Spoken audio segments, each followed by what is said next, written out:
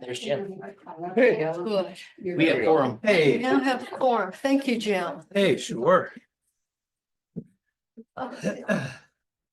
Since it's 6 o'clock. All right, we I can will start. call the meeting to order. I'm gonna take the roll, please, Kevin.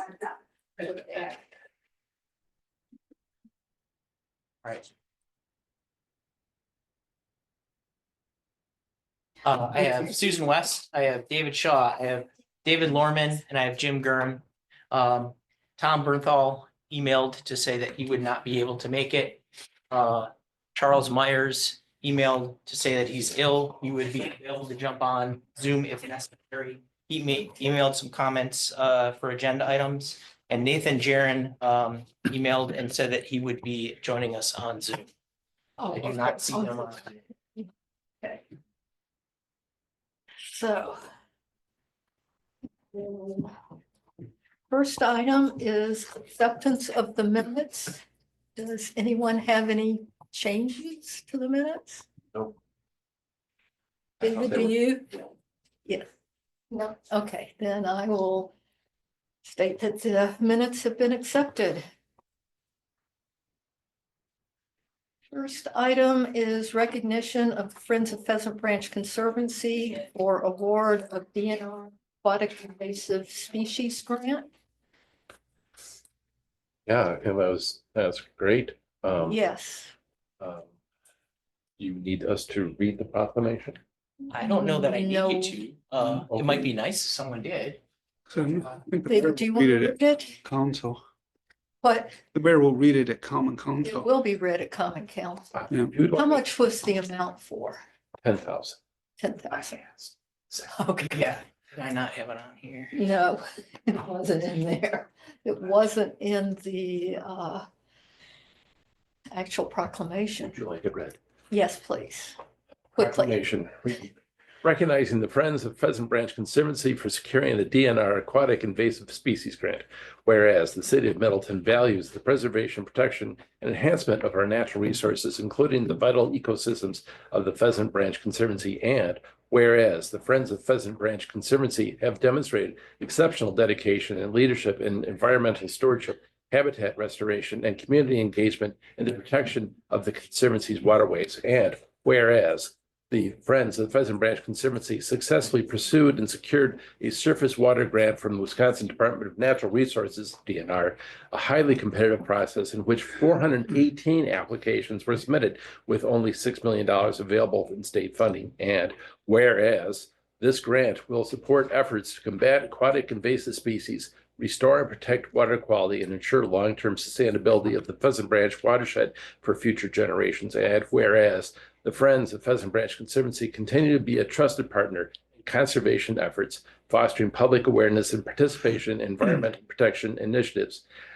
Now, therefore, Mayor Emily Kuhn of the City of Middleton, on behalf of the City Council and the citizens of Middleton, does hereby recognize, commend the Friends of the Pheasant Branch Conservancy for their outstanding commitment to the preservation of our natural resources and congratulate them on receiving this prestigious grant. This is to be proclaimed on the April 1st Common Council Next Tuesday. next Tuesday. Okay, we I'll need be- a motion to approve. So moved. Lorman, second.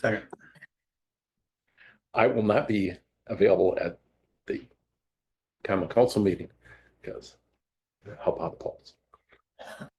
Yes, thank you for doing that. Okay, all in favor, please say aye. Aye. Opposed? Hearing none. The proclamation is approved. Next item is Pheasant Branch Conservancy Eagle Naming Campaign with Alder Nelson. Katie, would you like to present this? Hi, yeah, thank you so much for letting me speak tonight. As some of you know, we've had a nesting pair of eagles at the Pheasant Branch Trail for a few years in a row now. And we even have a little outlook deck with a scope set up aimed right at the nest for people to come by and see the eagles, and right now they're incubating eggs. As far as I know, they haven't hatched. But I was just thinking, sorry, Kevin. One has. One has, Did I see a video of that? Is that right? Oh, I'm believe so. excited. I'm so happy to know that.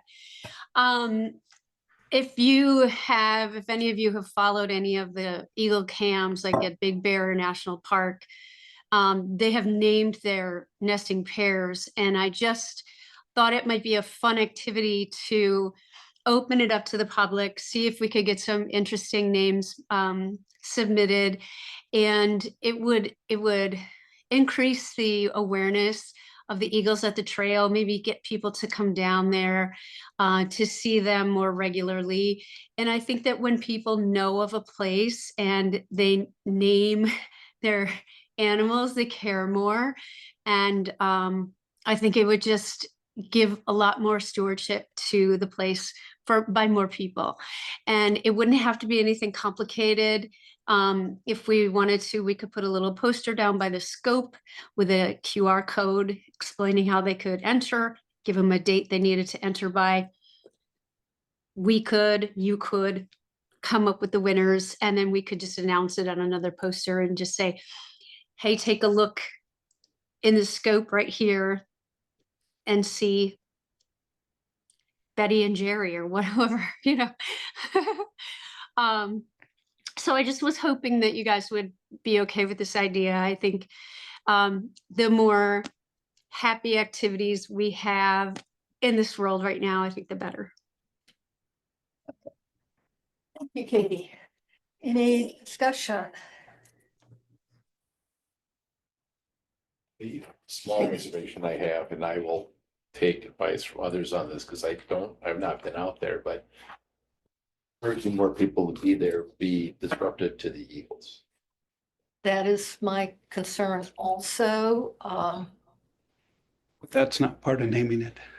No, but encouraging them. So we just I need to think, keep it to a name discussion, not eagle care and management.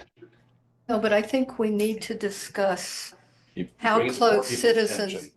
can get to the actual nest. That It really is- needs to be a separate agenda item because there's a lot of public input on this already. So either we want to have a naming or not, and then we can have a future meeting discussion about the impact of. I can quickly Brett. note that the trail is closed for anyone to get anywhere near the nest, and it's quite far out into the marsh. And it's a super duper tall tree. Kevin, can we keep the trail closed until they're fully hatched and ready? Yeah, that's the plan.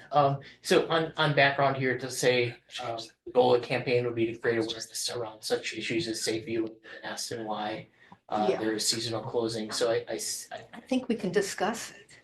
Yeah. Yeah, I have that on the background. Yeah, it Discuss might help but we people can't really understand. implement anything to do about it. So Right. Yeah, cautious. you got it in. It'll help people understand why the trail's closed, maybe. Yeah, Yeah, that's true. So as I mentioned, Charles Myers emailed some comments in, and he does have a comment for this agenda item. His comments here, and I'm reading, there are First Amendment considerations that come with naming competitions. I recommend that if CLC does this, they approve it pending the review and approval of the City of Middleton attorney. When Public Works started a naming competition for the new snowplow, we decided that it would be prudent to partner with the MCPASD, Middleton Cross Plains Area School District Elementary Schools for a naming competition. Given that the Elm Lawn Elementary School's mascot is an eagle, we might want to consider recommending to council that we partner with MCPASD's elementary schools as well. So that's Charles Myers' comment. If I may, I think it needs to be much simpler than that. I don't think we need to involve the lawyers and pay them and get the school. I feel like that's way too hard. And by the time a school gets around to organizing a naming contest, the Eagles are going to be done being here and school's going to be out. Who would review and determine a winner for the name? You folks, okay. Well, I'd like to make a motion. Why don't we direct city staff, maybe our director of communication, can simply put up a Qualtrics form or simple input form on the city website, accept names, can be closed after a certain time period, and then names can be brought back to this group, and we can decide on them. That was a motion. I'll second that. Okay. Any further discussion? We will be maintaining the current access to the Eagle Nest right now. Okay. No further discussion. All in favor, please say aye. Aye. Opposed? Anybody online? Okay, Katie, we will be doing it. Excellent. I hope it's fun for you. I'm happy to be involved in picking the name if you want. I hope it's just fun for everyone. I think it will be. Thank you for thinking of it. All right. Thank you so much. Have a great night, everyone. Okay. Back Next to this. item is Venturing Summit Award Service Project, protecting grassland nesting birds at Pheasant Branch Conservancy. All right, so Venture Summit Award candidate Lauren Dorothy Billings is proposing a service project called Protecting Grassland Nesting Birds at Pheasant Branch Conservancy. Lauren is receiving oversight from Gary Sater. Am I saying that correctly? Yes. All right. Yeah, thanks. Yep. Board member, Restoration Management and committee member of the Friends of Pheasant Branch Conservancy. So Lauren is here with us, and we have the proposal as part of the agenda packet. Yes, and it is on page 7. I have hard copies too, if anyone prefers that. So I can Well- navigate through here, and then the members that are on Zoom can see as well.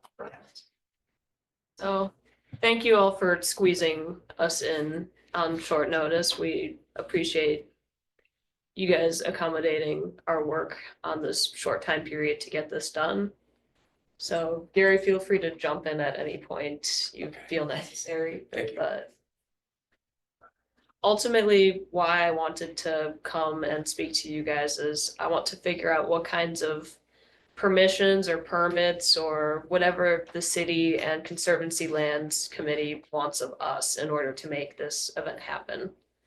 So the goal of the project is to promote courteousness from dog owners in the Conservancy by creating or like updating signage, potentially adding QR codes and having flyers and like the posted bulletins in the Conservancy, and also holding an event on May 11th was our day of choice to have guided nature walks,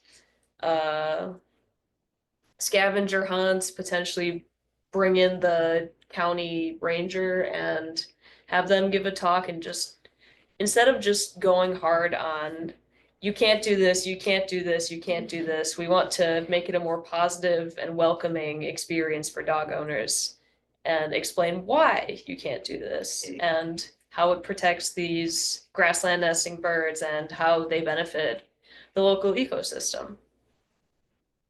No, that is great. I would say, please explain that we are so lucky to actually have eagles nesting here. I mean, I grew up in the Appalachian Mountains. I had to go to Canada to see my first bald eagle. And Yeah, in the Conservancy Lands Plan that it's reviewing, they talked about the number of bobolinks and some yeah, other, I mean, those are critters that do not like other things around, especially Yes. humans, and so Yeah. we need to really try to keep people away and keep dogs, particularly keep dogs away, yes, because dogs will be a little too inquisitive. I think people aren't fully aware of what all is actually Yes, out there. yes. As a dog owner for myself, I was eager to jump on this project because I can see both sides of the story. I know people just want to Mhm. let their dogs burn off energy, and there are county lands where they Where can do you that. Do that. We've It's got also, multiple dog parks too. yes, Have you seen this? Nice. Talk to the gentleman and back there behind you. Yep. Kevin Munson. I still have your sweatshirt. He did all the photographs. This is the stormwater detention ponds in Middleton Hills. You will be amazed at what is in there. Yeah. Even Beautiful with stuff. I've seen a lot of it. dogs wandering around and so on. So you talked a little bit about how you want to get the message out, which sounds really, really thoughtful. Can you say a little bit more about the message? You know, what are the steps that you want people to do to protect the grassland birds? The big thing that was our initial focus was reinforcing keeping dogs on leash, and by leash, not like your retractable, super long string leash, but like your classic 6-foot leash, I think the length is. Yeah. Yep. And promoting that, and then after talking and brainstorming some more, also hitting on the general dog rules, like pack out any poop your dog leaves, don't just leave Yes. bags all over the place. Be mindful of other visitors and wildlife in the conservancy. Like, if you see something that your dog will probably want to chase after, it's probably not a good idea to let that happen or keep your dog away. Stay on trails. Yes. Stay on the Stay on trails. the approved trails. Something I'd like to say about the 6-foot leash versus those retractable ones. I have always worried about the retractable ones being a hazard for bicyclists. Bikes come through too fast, run into it. It's a big dog, they're gonna have trouble. Especially if the bikes are speeding. You said something about having flyers. Mhm. That you're gonna just leave outdoors, or how are you gonna protect them from the elements? Lamination is one thing. Okay. Gary has mentioned that there are bulletins that we can post flyers on. The kiosks. Yeah, Yes. yeah, that's what I was thinking. But if you're gonna have loose ones, then they should be laminated or something, yes. Yeah, and I don't think we would have a lot of those because we don't like leaving them about in the conservancy. Yeah, if you can have a place for them to be returned, or, More so something that is posted and have a QR code with more information. So right, if right, people want to take something to go, they can just scan the QR code. there it is, That exactly. seems to be better and better as time goes on. Yes. Yeah, exactly. So you're a little ways away from home. I was pleased to see someone from my old stomping grounds. Yeah. Well, I grew up a little bit farther east than you, and hung out on Karstens for quite a while. Nice. So, yeah. So what brings you over to Middleton and Pheasant Branch? Well, ultimately, I haven't really spent a lot of time in it growing up. I've driven past it all the time, and Sure. I've always kind of been curious about it. And I figured, okay, now I need to do another service project for venturing, going through the Summit Award Yep. rank progress, and it got Seemed me like a- thinking, hey, I've never explored this area before. It'll give me a reason to pursue my passions of conservation service work and explore some new natural areas close to home. Yep. She reached out to the friends and I reached back. Sure. I'll contact this young lady Be glad to and have some help. yeah, let's see what we can find out in common here and Yeah. plan. Yeah, So. Yeah. okay, great. It's a good project. and Yes, it is. very Much needed. And I think there's a whole lot more down there that people don't realize.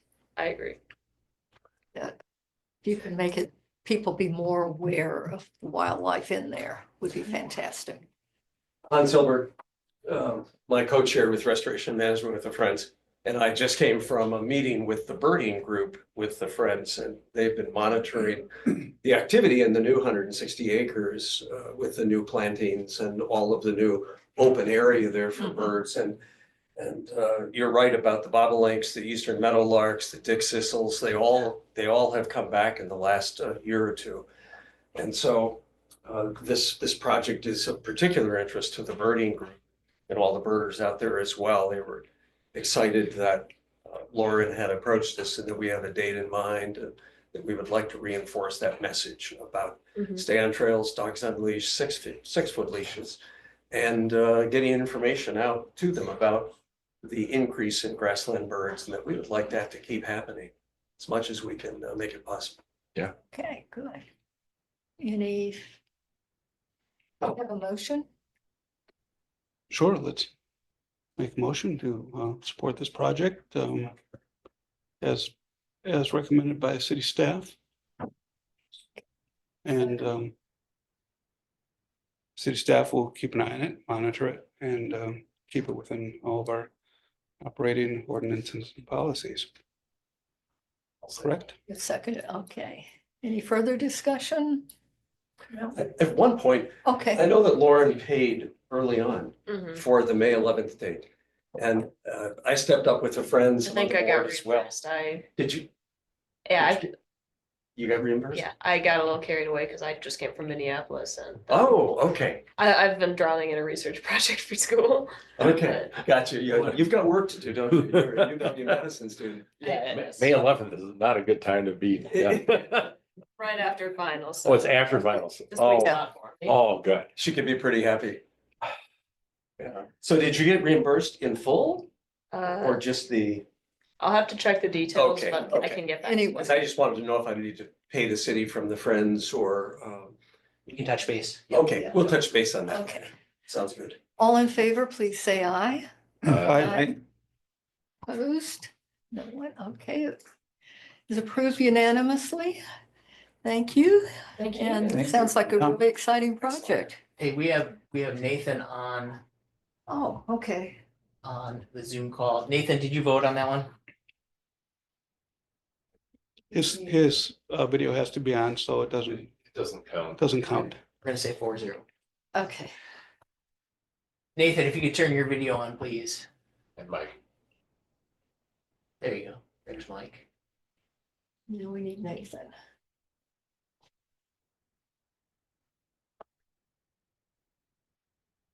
Okay, next item is plant Dane application for native plants by Friends of Quarry Hill Conservancy Group. And are you Ann Johnson? I am. Hello. Okay, great. And this is, you will be getting 25 plants through the Plant Dane program, which comes from Agricole. Is that correct? Yes, a slight amendment. They come in small seedling pallets of Yes. 4, so technically 24. 24, yes, that's true. Also. Is everybody familiar with the Plant Dane program? You did? Okay. I have one question. Do you know what plants you're getting? There is, based on environment, you can choose from a drop-down menu of a variety of species Okay, and based on investment. exactly. You're not selecting specific ones. They are grouped by environment, but there are specific species you select by number to be included within the palette. So I was prepared to select some through research or defer to the committee's suggestions as to that specific environment. I would suggest come talk to me after the meeting. Yes, please. I'd love to. I work with them lots. Fantastic. So, Thank you. yeah, we want to be sure you get things that are appropriate for wooded areas. And this is sort of what we did a long time ago when I organized the Oak Savannah and Middleton Hills, clearing it, and then different granting agency. We had a couple hundred plants to plant. I thought to start small. Starting small is good. Where in this area were you planning to put these plants? As a part of the application process, it's requested that it is within public view. So it was another question of deferring to the committee's judgment. There is a public view and an access point above the skate park. Yeah. There is a walled area, but public view in connection to Hillcrest Park. And there is public access, but city ownership on the end of Reservoir Road. Yeah. So I, again, deferred to the committee's judgment if there was a specific point of public view that would work best, or if there was an opinion to be had amongst you that would feel most fitting. I think it's going to depend on what you actually plant and possibly just along the trail. To a trail there. Yeah, okay. Yeah, I was it's thinking more The end of reservoir is something that's readily accessible and, within view and there are access issues with that area. And I'm thinking that, the reservoir road would be, an easy yeah, and, wouldn't cause too much concern if people started going down there on, on occasion. mhm. So, Is this something you're planning on continuing in future? It would be our hope. It was something that we want to continue to start sort of a slow build of a process of supporting the Conservancy, adding to a volunteer effort to beat back invasive species and ground cover, to add just general volunteer loving care to help with a beautification process. And it was through the Conservancy Lands stakeholder meetings that I first became familiar with the Middleton Green Team and hoped that there's potential future for synergy between our two groups and a volunteer effort to perhaps work against invasive species in the area. there's, I know, certain items that should be cleared out. And I don't know if those are city-owned items. They're there because the water utility left them there at some point. You know anything about that, Kevin? About infrastructure? Not really infrastructure, there's, Talking about specifically. I thought there was, this is all secondhand, but like pipes and I don't know whether Yeah, pieces and needs to get cleaned up at some point. Not necessarily before Not this happens, right. but I'm just thinking that if we're going to start having volunteers go in there, it would be good to get that cleaned up before there is too much traffic, and I think that would be good. This needs to be dealt with Public Works. Yes, and have someone from water usually go up there and clean up whatever's there. Yeah, I don't want someone that had left something up there that thought it would be safe, getting upset if it gets removed later on. And then, right.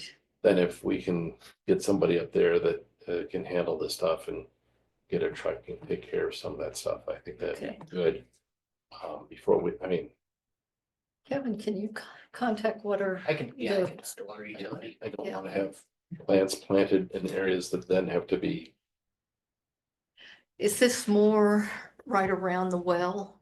I don't really know. I think so, but That would make sense if it were Yes, around the yes. well. so I'm just saying that we don't want to start an activity and then have to undo it because of something. Yeah. And so let's get So that taken care of earlier. rather I would than- suggest pick locations that are away from the well. And the other thing is, as you're picking out the plants, it's good to do a little research and see which ones are rabbit proof. There are lots of rabbits in Yeah. Middleton That's They're why pretty you and I rabbit. should get together. and, yeah. Thank you. Yeah. Deer pretty much eat anything. So But deer. no, deer don't eat everything either. Mhm. I They mean, eat lots, but not everything. in my prairie, I lose New England asters to deer. I lose other things to red.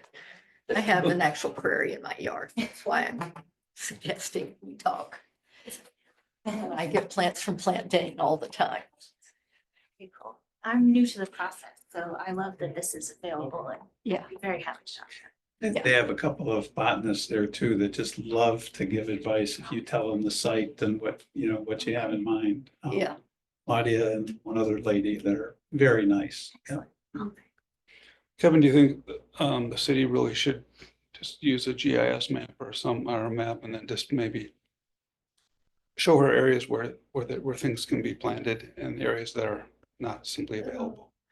I don't think that's going to be that necessary. The bigger issue is just getting them near where people would be walking and the appropriate Yeah. plants. I think just from like a DCI map, that shows the plat be enough to, Yeah, Yep, that's what I'm saying. yep, we can. Just provide her with a map and Yep. highlight sections that are go and no go because just put they have something done and then 5 years from now, we find out things are gonna happen Right. somewhere around that area and then it all gets torn up. Especially with impact of public works and wells and Right. maintenance, equipment, whatever. This is an area that just really hasn't been in front of anybody before, and so we need to start. it's been ignored for a Yes. long, long time. Well, I think that this was put in probably in the late 70s or early 80s when it was common practice to dedicate land to the public, which is to say, I don't want to deal with it. And so So the land was just left alone. just left Yeah, alone, it was left alone. Back when I first got on CLC, which is, it wasn't ever even talked about. so for the last, 40, 50 years, it's been left alone. Yeah. Yeah, I would say for definitely the last 20, it's been left alone. So you need a motion? Yes, we need a motion. Okay, I'll make a motion that, and Ann Johnson work with Kevin to determine appropriate locations in that area to plant the 24 plants from Plant Dane. And then also, as part of that, ask Kevin to work with Public Works to do Clean what up. needs to get done. Yeah. I'll second. Okay, all in favor, please say aye. Aye. Aye. Okay, motion is approved.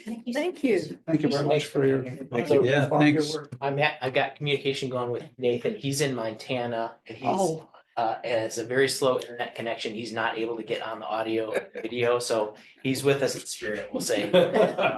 okay. He can hear us and that's I believe so, about it. yeah. Okay, that gets us to number 5, the Conservancy Lands Plan. Okay, Kevin, Perfect, okay. I'll let you take this. So the draft 2025 Conservancy Lands Plan has been reviewed by the Park, Recreation and Forestry Commission, the Pedestrian, Bicycle and Transit Committee, the Plan Commission, and the Water Resources Commission. We've had an open forum on the Conservancy Lands page of the website for public comment that closed on the 20th. And we've gotten some really constructive feedback from those committees and commissions and from members of the community as a whole. So I've got attached here the minutes from those meetings. I have a document with public comments. I believe I have a document that has sort of all the comments that I could find from our 4 meetings, put in kind of a recommendation form. And what I would like to see come out of this is that we look through those comments. We give direction to our consultant, Evelyn Williams, who is on, can you hear us all right?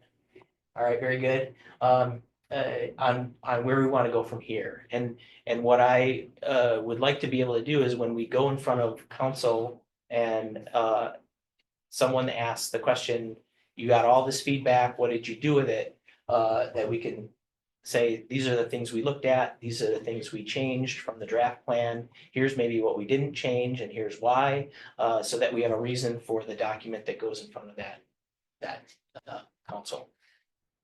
So I think we have some work to do. Yeah.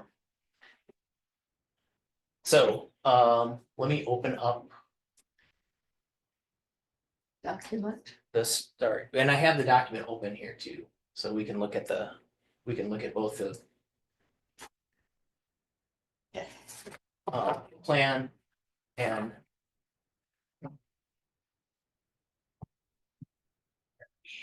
okay, so I have Park Rec Forestry Commission. I have minutes from Ag Bike Transit. I have minutes from Land Commission and Water Resources. With two documents attached that, that from that meeting I got as the view of the, commission itself. So, and then two, And then individual comments.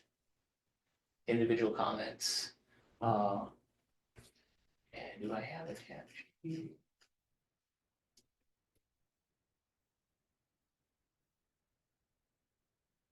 Okay, so this is maybe where I would propose is a good place to start. This is sort of a document that brings everything together from the feedback we received at the different committees and commissions. And we can go through these individually. And just kind of give direction as you see it. How does that sound? There's one thing I'd like to say at the beginning. This is, and I'm not sure everyone that was looking at this, we've got a lot of individual, very detailed plans for individual areas. This is the document that covers everything together. And we're also now combining stormwater facilities in with Conservancy lands, which in years past had not been under. I think it's only been since you've been here that we've been considering the two together. Well, they've always been together. I think the idea is to look at how we manage these across departments. I guess we never discussed them at past CLC meetings. Okay. That's what I'm saying. So that's a big change. This is another one where Charles commented, and he has number 6, but this is agenda item number 5. I'm almost certain this is what he meant here. Is his comment is, until the report satisfies the concerns of the Water Resources Management Commission, I think we should refrain from recommending the report to council. Let's take the extra few weeks this would add to the timeline and make sure that we get it right. That's Charles Meyer's comment, and he is our liaison to the Public Works Committee. I would agree with that statement, and my reason for that is financing is a huge issue for everything. And we've been, Evelyn did a good job of stating how Conservancy lands financing has gone down in the last 5 years. I'd say back when I first got on CLC in 2024, we would be asking for over $1 million in capital funds. Yeah. We're not anywhere close to that. So I think, and we need to get in with conversations with Eric Sorensen. Financing is a big issue. If we're going to have a conversation with Eric, we better do it soon. Yes. Time short. Yeah. Eric will be leaving next month. Yeah. In 3 weeks, actually. Well, I mean, yeah, That's his last day is before the next water resources So, meeting. and Eric took time to go through this. We have comments from Eric. His comments are part of the Water Resources Commission minutes. So those are posted there. We can go through that as well. So I've got one question. Is everybody at the table aware of the reasons why the city is short on funds? You are, I know. Besides the obvious with the state. Yeah, that's what I'm talking about. I don't think people realize since about 2012, we have covered all inflation cost. The revenue we get from new construction. net new construction Yes. That's, Doesn't cover. and referendums. yeah, but our referendums have been minor. that does not cover 12 years of inflation for raises. We're gonna get funding is net new construction or referendums. Or Yeah. we spend less money somewhere else and move it to another area. So, That's it. I mean, I Yeah. I think you've got a good point that we need to keep this in the front of people's minds that this is something that the funding's going down instead of Yeah. up as we would like. But I also understand that David and the rest of the Common Council have a very tough job of trying to balance everything right. and trying to have more cops on the beat and lots of other things that are needed. And it's It's a well, tough one. it's a I tough. will say they've been better at doing referendums than back when I was on council. Getting the stormwater utility Yeah. referendum through was a major challenge to get it through council. Yeah, Well, I guess, I mean, one thing is, I mean, we shouldn't not put things in this just because it can't be paid for. So. I No, think- I'm not saying that. Yeah. I just want us to all be aware Yeah, of, I mean, this is just the a plan, challenge. so a plan it can be nothing more than a wish list. Well, and I think Right. it should represent direction for us over the next 5 years. Yep. So, That's why we have priorities. yeah, yep. and we need to give good reasons for why these things we need to do a really good job on selling these issues. Sure. Well, I mean, first and foremost, it's always about preservation as far as I'm concerned.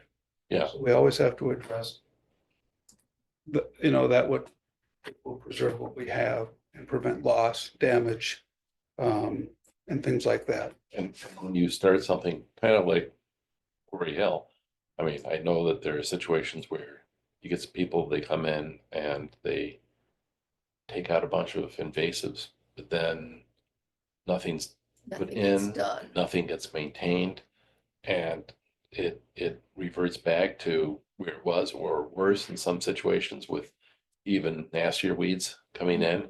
And we have to be very careful about making sure that we're taking action that can be sustained. Right. So- And I think one of the big things that I'm seeing is we're taking more control of stormwater facility areas in terms of how those are planted, which we need to make sure we're selling to everybody else that these are enhancing, native plants are going to be enhancing stormwater areas in addition to preserving wildlife and native plants, especially along the creek corridor. Yep. We have had better control there. We wouldn't have had quite so much damage. How much water, man? That's. But there's. Yeah, there's everything various helps. issues. Everything helps. Yeah.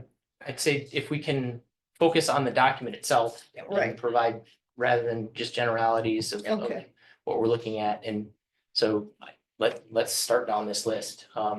So general document notes, any web links in the document should be active. That's something that we heard quite often. And navigation of the PDF document, bookmarks and in-text links. That was feedback we got from just about everyone that we spoke with. I think those are probably easy changes. Some wording issues, combining storm and water into stormwater, and correcting the name to the updated name Water of the resources. commission, water resources. So any comments there on No, general? I think those all can be ones that we want to have updated. And then I tried to order these by the chapter that they're in. So one comment was with the executive summary chapter, should basically summarize the document. So if someone isn't going to read our 300+ page document, they read 3 pages of a document, we want to make sure that it conveys a summary of the whole document. And I'm not sure that it it is quite there yet. I think it needs some tweaks. It needs some tweaks. Evelyn, jump in here anytime to give background or. And the other thing I would suggest in that summary is a table with links to the management plans for individual areas. Because I think a lot of people were looking into what was going on in the area near where I live, and this doesn't cover that. So We'd that, have to have that on, we'd have to have all those documents live on our website then. Is that what you're? Yeah, Okay. because they're not there. Um, yeah, I mean, that could probably show up as a recommendation. I don't know if, Yeah, to put all the plans in. I think Same people place. need to realize that there are individual plans for certain areas, and this is going over that. So the plans are noted in the table for each conservancy area. Yeah, So, that would not be part of an executive summary. That would follow. right. That would be for navigating the document. or at least a statement that we have plans for a lot of these. The people aren't thinking what level it goes into. It doesn't get to the minute level. And shouldn't get to that level. So comments on the effectiveness of the current executive summary? No, I think Lisa had a good point that she had a good example there with her. There's from where was that? Tana, Missoula. Missoula. Thank you.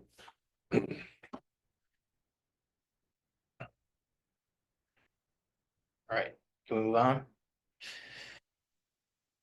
We didn't get any comments about chapter 2. We'll move on to chapter 3. Goals and objectives. Oh, I'm sorry, I missed one here. Do not overstay the nutrient uptake benefits. This was just a comment, and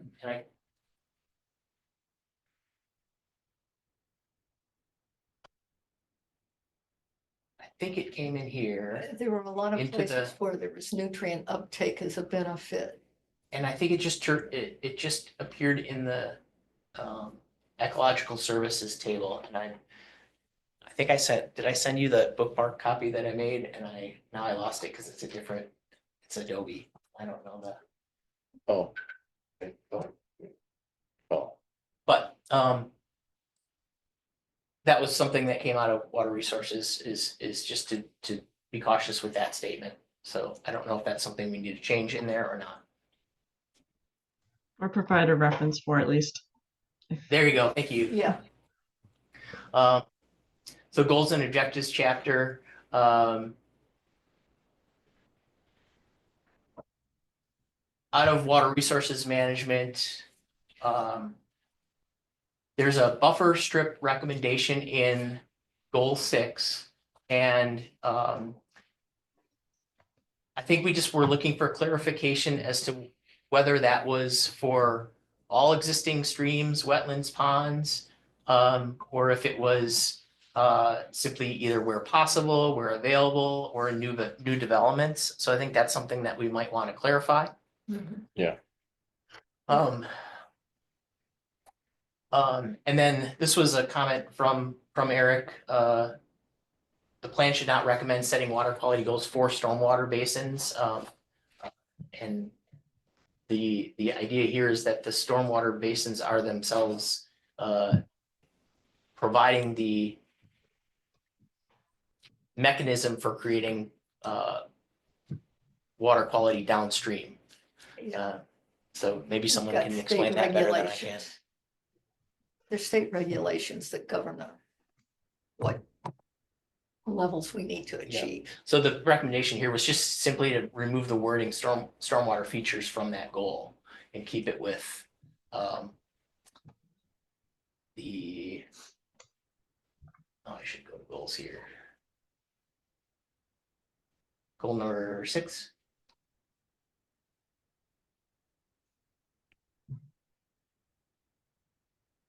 In that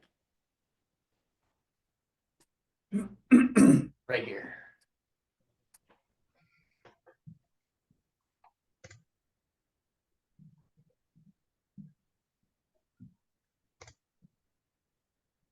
figure 3 point. So this figure is in here to demonstrate how the goals aren't necessary in order of the importance or they don't have a logical order because they're all interconnected. And I think this diagram was something that came out of our stakeholder meetings where this was something that each group talked about how you can't order these, you can't say one's more important than the other. So that was the point of this Kevin, how about taking out the numbers? well, maybe that's all it I think maybe that's all it needs. Because I like Because- being able to illustrate that they aren't necessarily in a list. Right, and it's interaction between different, very clearly, very different parts of city government, public works and public lands. Yeah. And that this is asking them to work together. Just take the numbers out. Well, I think it does help to have some way to refer to them, you know, say as in goal number 1, da da da da da da. I would just state the water bill or the.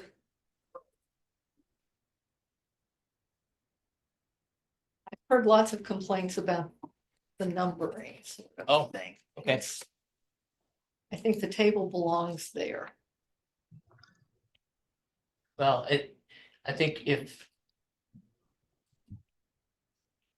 The I think if- numbering yeah. puts a hierarchy on it. That's where I see the problem.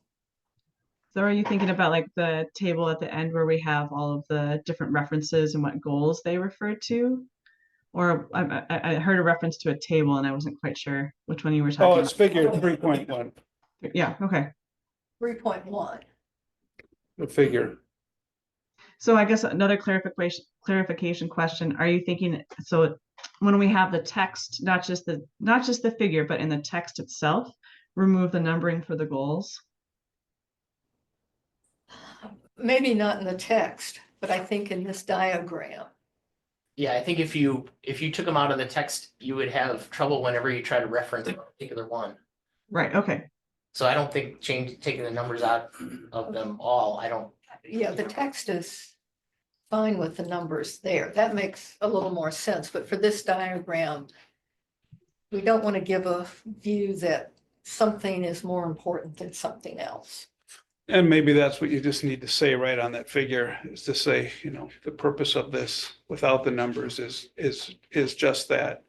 So then this way, the rest of the document where it is listed, I mean, it's there for a logical order because it is a True. I also think that by allowing us to number in the diagram, it means that I don't have to write out the entire goal within that diagram. So for example, goal number 1 is 3 lines long. So trying to fit, like I was able to shorten that by saying that's protect and restore, and it's goal number 1. So I know it's already a wordy figure, so trying to make sure that it's easily I not think you've not got too much wordy. to restore to me sounds fine. But then how do we explicitly connect it to goal number 1? Is goal number 1 entitled protect and restore? It starts with protect and restore in that case. So it could be something where we have like a little short header for it, Yeah, as long as it's matching the header for each of the goals. Okay. it goes with the number. And I guess another the comment, the feedback itself was to remove the figure altogether. I guess what is what is your feeling about including or not including it? I think it needs to be included. Yeah, I don't mind that it's there. And I think, I Yeah, mean, you just go to the page where it's listed, where the numbers. Where the Yeah. goals are listed? Yeah. Goals and objectives. There's goal number 1. Right. So, I mean, because those obviously are not all listed, I mean, it's section by section by section. You know, we can't remove those numbers there. So, No, I don't. yeah, but those I don't know numbers that- don't match what's, yeah, so just take them out of the figure. Just take them out of it. I mean, the figure's go. just illustrative, you know, Yeah. that's all it is. It's just pointing out the complexity of the situation and how everything's interconnected. Right. The document itself has goals, 1, 2, 3, 4, 5, 6, 7. And that's, has to be there because it's by pages. Otherwise, we'll never get past this. And at that point, I'll say, we're gonna get rid of the figure.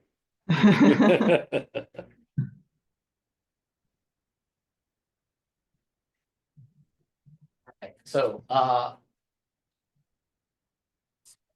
we get through the other. Any other comments on goals and objectives chapter? I don't think so. Go back to your list of comments. This list? Or No, that's the actual doc. No, this is the okay. document over here? That's your comments on the left. Yep. So Okay. chapter 4 operations, use the update of the plan to recommend that the city actively publicize the Middleton area public lands endowment, encourage residents and businesses to donate, and remind community members of the opportunity to apply for grants. That should be included. So, and there is a portion that mentions Maple, and we have, there's a page dedicated to it. Maybe the part that it's missing is the call to action. The link to the donation page.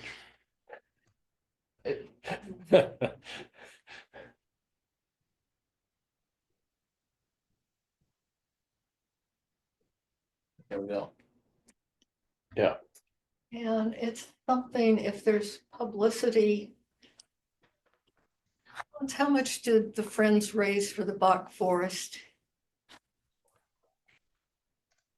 A couple of million, wasn't it? And there were people that came through at the last minute, several 100,000. There are people in the city that donate to such things. So this has a link in it. We've asked that those links, All links be live. yeah, make the appropriate connection to the place they say they're gonna. Yep. But does there need to be anything else in here about encouraging someone to go donate?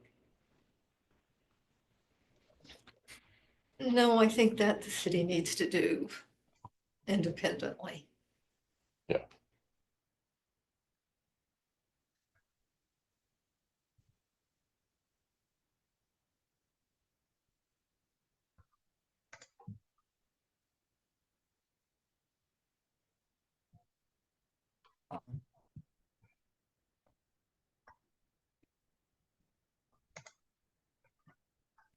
Recommendation for Kevin, though, you could put a little bit more information in here about how big the grants are and what, you know, what the uses can be and that sort of thing. I mean, it's nice to have a link here, but this is supposed to summarize useful information and it's descriptive, but it doesn't. There's not a lot of money there, and so Yeah, their grants aren't very big. But, well, Good to say that. it's, yeah, We need money. Yeah. yeah. I mean, I think we just need to encourage people to donate money, apply for grants. I'm not up on what all's available. but in terms of the Maple grant, does that paragraph need anything different? I don't think so.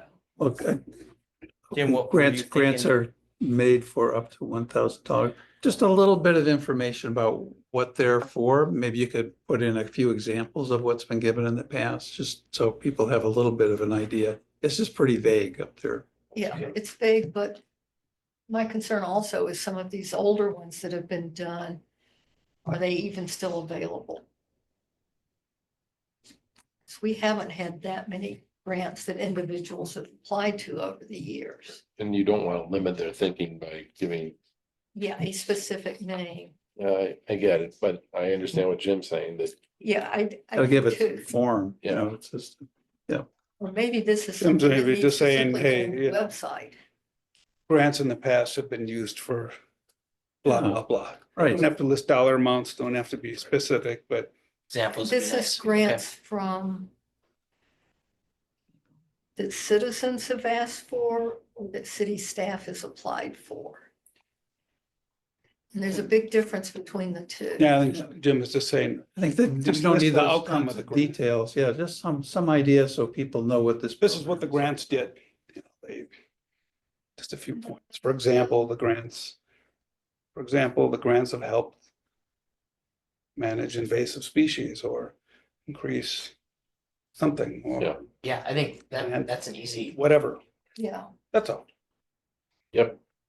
But he's just saying, let people know what the money did. okay, if you put it as what they did, then Yeah. I don't have a problem. Not what your money will do. We'll decide that once we get it. No, I'm just thinking the difference of like the small one I got from Middleton Hills versus what Penny would write grants for Oh, yeah. that would fund major, huge amounts.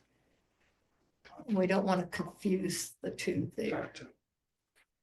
Susan, Yes, if I may, the reason I put this in my comments is to encourage the authors of the plan to put that as a recommendation. I think it's great to provide more information on Maple in the text, but the real point was there should be a recommendation to get the city to do this, to publicize it. that's the Yeah. difference there. mhm. The city needs to work on publicizing. If it was recommendation from the plan, we can council Right, more justification, direct staff to do that. yeah, and the city being aware of what the different, even some of the smaller grants that individuals can apply for. Yeah. For example, the Plant Jane program.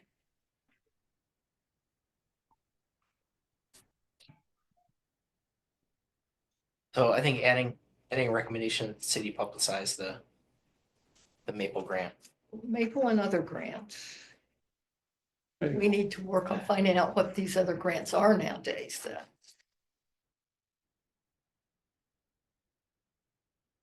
All right. We had a recommendation to add a liaison between this committee and the Ped Bike Transit Committee. And the feedback that we got is that the council is de-emphasizing that committee relationship in favor of opting for joint meetings. So I think that recommendation could just change to reflect that direction.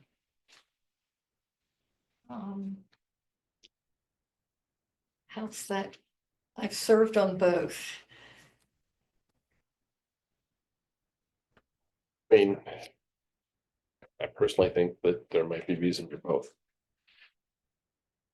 You know, having a liaison, but also having, So a Both joint teams. meeting on a specific issue. yes, Yeah, just random joint meetings. There's not always enough overlap on issues. I don't know the makeup of, like I said, I don't know the makeup of either explicitly enough to say whether we could fit that in. I don't, I get a little concerned about not having a variety of input on things. But also I do think that there's some rationale behind having the liaison between the two. I would tend to agree with you, or at least from when I served on it in the past, we didn't have a liaison. And so there wasn't that much discussion about trails and bikes on trails and so on. I mean, some of this recent discussion we've had about, you know, things coming up, access on trails, and it crosses over. Yeah, it does cross over. And I know when we had, it would have been real helpful to have had that liaison when we were repairing the Creek Corridor Trail. Yeah, And the bike ped people only wanted a single trail. Others wanted a side path for pedestrians, simply for safety. And yeah, I think it would be good to have the liaison so we can deal with some of those issues. Yeah, although. So it some- doesn't come up at council. Yeah, but some of these things aren't gonna be taken care of simply with a liaison either. No, that is true. That, I mean, that was a tough one, you know. Yeah, We saw that in the comments that were picked up during the stakeholders meetings, and yeah, I understand, but man, it's a tough one. So it's a major issue anyway, for both committees. moving on. So is, I guess my question would be, and maybe David, you could answer this better than anyone, is would that require a change to the ordinance in how the committees are made up? And Yes. Would Yes. council Yes. be, you know, Yeah, I mean, we want, moving up that type of, this document shouldn't be dictating, obviously, what if an ordinance doesn't exist, stating that one should exist, or Right.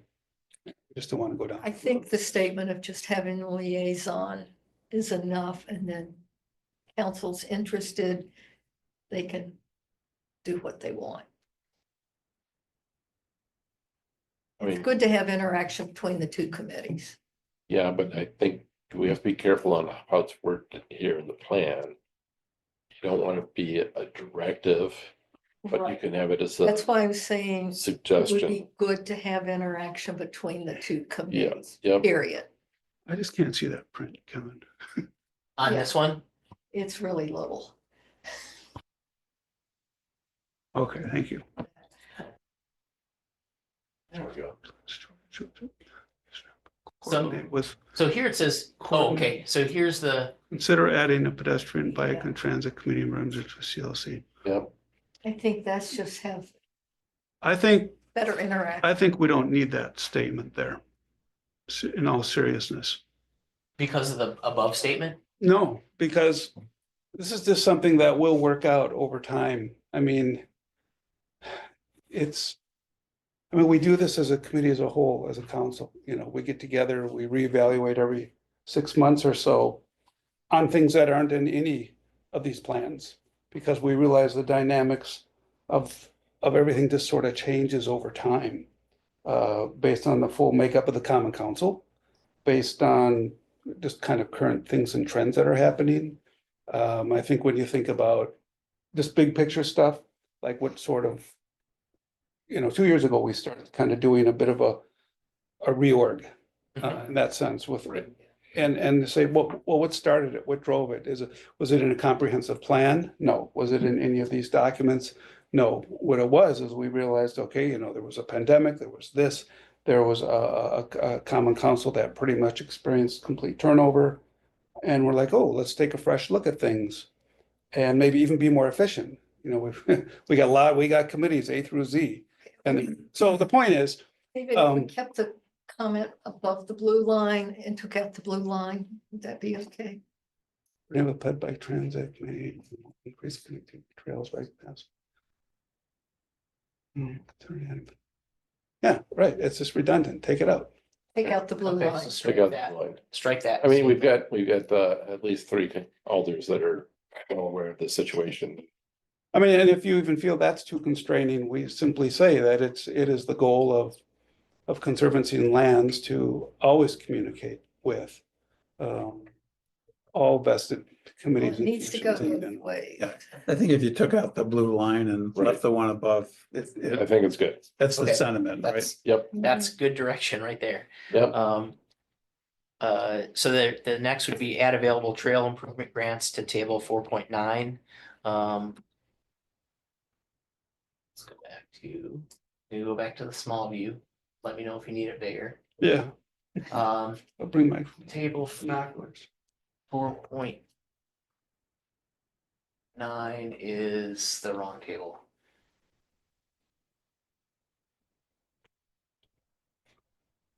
I see there's two 4.9 tables. That's a good thing to know. So there's another 4.9 Oh, that's, there we go. or Okay. 20. Is that, There's another issue. Okay. is that just a mistake? Like, should be numbered? Yeah. Yep, so the next one would be 4.10. This is the table we were talking about. So just adding available grants for trail improvement projects. Okay. that table. Yep. All right.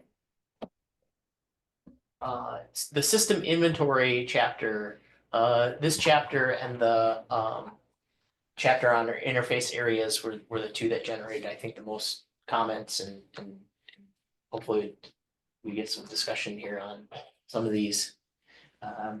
So, let's go to the chapter 6.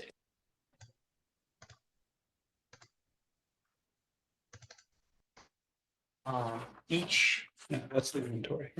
yep, the inventory chapter. So each conservancy has its own table. One of there was quite a bit of discussion on zoning itself, why certain conservancy lands are zoned as they are. I think we talked about Quarry Hill in Plan Commission as an example where there's institutional zoning. Perhaps because of the water infrastructure that's on the land there. So just including the current zoning in this chart might at least provide some clarity for those discussions. Yeah, Um, I mean, somebody's comments, I mean, one I was wondering about was saying that Middleton Hills Conservancy was a PUD. It's actually a PDD for the whole neighborhood. And I don't know, I'm not up on the rezoning when you guys rezone stuff, if you then rezone that whole neighborhood to single family or I don't left it know. as it was. PUD became PUD in the new zone. Okay. But you didn't zone it to individual houses. So that whole thing goes together. Yeah, so just having the current zoning in the chart might help. Sure. But then maybe a bigger distinction is And write out PUD, what it is. having a definition there. Yep. Yeah. Or just, So I think this was a comment that came out of for sure planning commission, but maybe also discussion in water resources is any proposed changes to zoning should be a recommendation that appears in the plan to distinguish and help define some of the sort of the new definitions that we have. Areas have changed from what we're calling conservancy to native vegetation areas, stormwater facilities.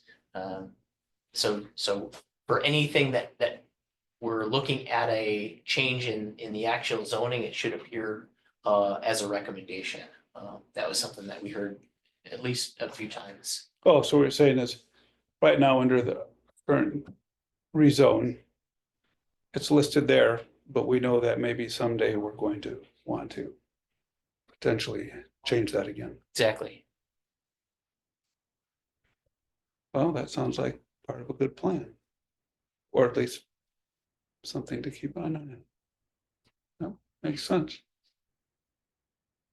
Evelyn, does that suggestion make sense? Yeah, so with in each of the individual pages or page or so for each of the individual conservancies, just note what the current zoning is for that conservancy. Yeah, and then if we have a proposed change, Mhm. so like Make the sure it's one, in recommendations. yeah, that should be in the recommendation. Recommend changing this to this. So for PUD to conservancy, for example. It's doable. The next one on here, confirm that Middleton Hills Southeast Pond is a glacial kettle pond. Eric had a comment on Yeah. here. I've got a different comment. Well, and I talked to Mike on the phone and he had some reasons for why it was included as a kettle pond. So maybe, and I don't know if stating it one way or the other has any consequences It doesn't. at some point. So maybe just an explanation of why it was called a kettle pond or why it isn't. The developer who owned the land for quite a while before it became Middleton Hills said it was a kettle pond. And I want to confirm that we're all talking about the same thing. So there's the Middleton Hills Pond, which is in what we've often called Outlot 10. And I'm going to just make sure I'm referring to And that. that is in fact what Eric refers to as Middleton Hills Southeast Pond. Yeah. the Okay. second Pond on Pheasant Branch Road across from Middleton Glen. Okay, great. I just want to make sure we're all talking about the same thing, since names are changing both in the plan and then also just how people have in the past referred to them. Yeah. So that's one of the things, yeah, I think Kevin, you suggested that it can just be one of those things that's like, here's why it could be one and here's why it couldn't be one. Looking at the 1937 air photo, does show as a some sort of water body. So that's from 1937. And I think, you know, as you mentioned, Kevin, my boss, Mike, has also talked a little bit about what he's discussed with previous parks employees about why it was considered a kettle pond. And So I think the again, yeah, developer would know too. the ramifications of whether it's considered this or that might not be as important as just the reasoning why it's put forth as one or the other. Yeah, I think I could see reasons why it might have import further down the road. Kettle pond being kind of this cool ecosystem. You know, if it's a kettle pond, do we then assign it more interest in protection and restoration? So I think, you know, having the reasoning both ways, then I don't know if we can then allow someone in the future to make that decision, or if we want to try and make that decision now. Yeah, good point. What's its legal description? Legal description wouldn't say whether it's a kettle pond. It has to somewhere. I mean, a GIS map, something has to have a legal description for it. Yeah, I don't know that you're in This the, is a lot. It would be a lot. Geographic shape, it doesn't indicate anything within it. If it's So the showing legal up in- description says we can call it whatever we want because it doesn't matter, then why don't we just call it what we want? kettle pond. The only thing I don't know is, does that have any ramification to anything? And I'm okay, but I just, So if the legal description says it's a pond. I think then if we can call Evelyn's saying a 1937 aerial photo indicates it's a kettle pond, probably a kettle. it's probably a kettle. That's pretty good. Yeah. And Eric Sorensen is saying from a 1957. Something he looked at. Well, The About, 57. and the developer said it was a kettle The pond. 57 They- and the 37 aerial photography back then was a little sketchy, but I'll go with Evelyn. If she says that it, But it existed. oh yeah, Yeah, it existed. so it's a pretty good indication it was kettle pond. It wasn't, All right. wasn't made by human activity. No, I don't think so. And just looking at the age of some of those trees. There've Well, been it some was really human big ones. activity, it was long ago. Yeah, there's some good sized oaks that have come down on the edges of it. all right, well, I think as long as we have an explanation, we can call it that then. Yeah. There we go. So I'll put an explanation for why it's considered a kettle pond. Thank you.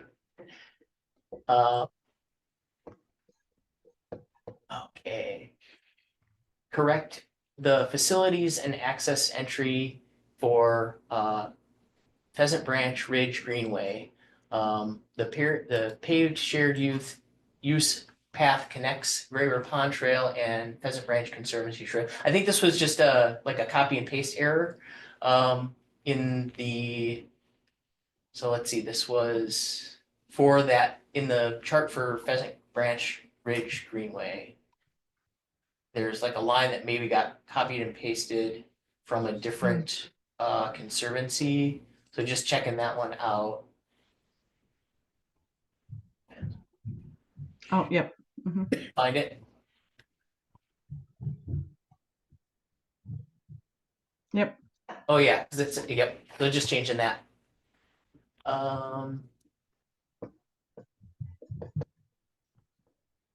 And it should refer to it as ADA accessible.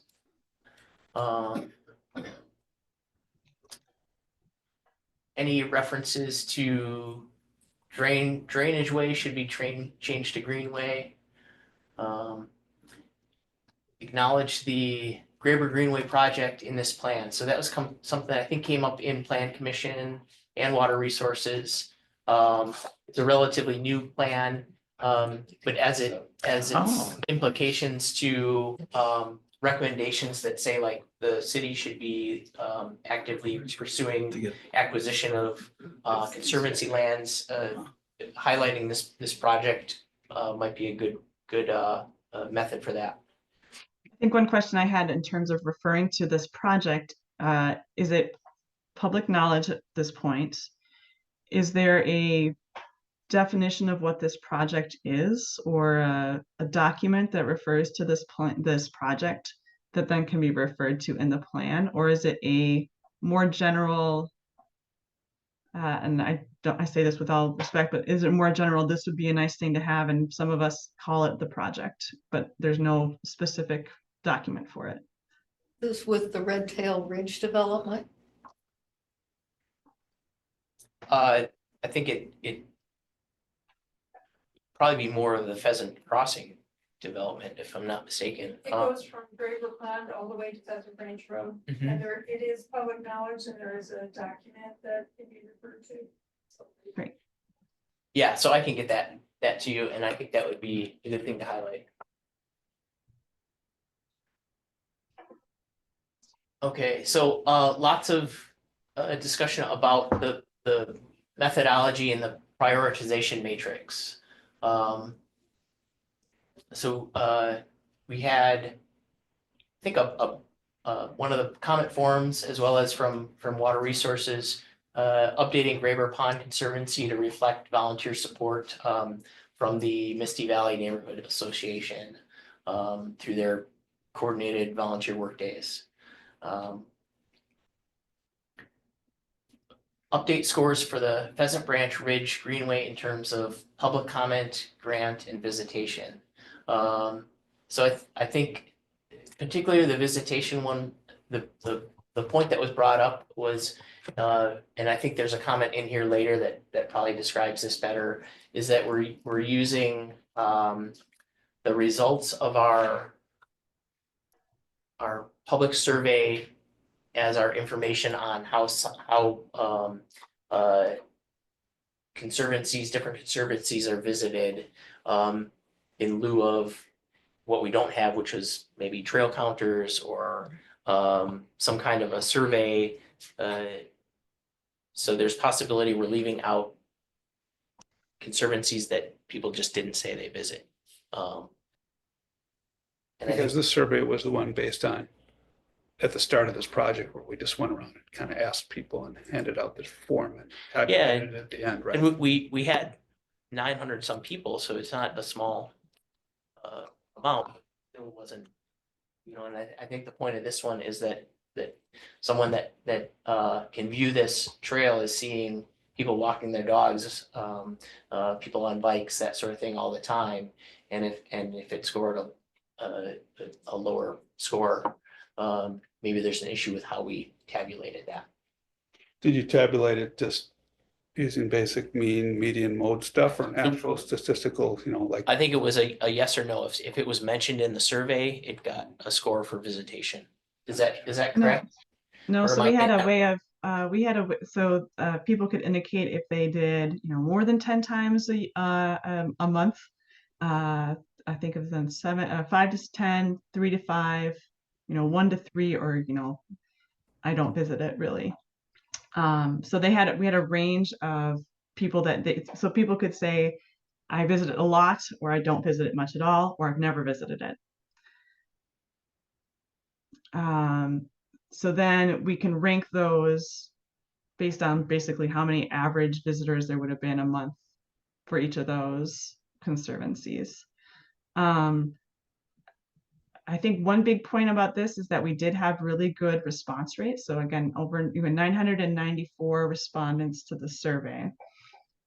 And I think that if, thinking about how do we prioritize things, and we do think about, well, the places that people are using, the places that people are, using the trails a lot or visiting a lot, that should have some impact on how funding is spent.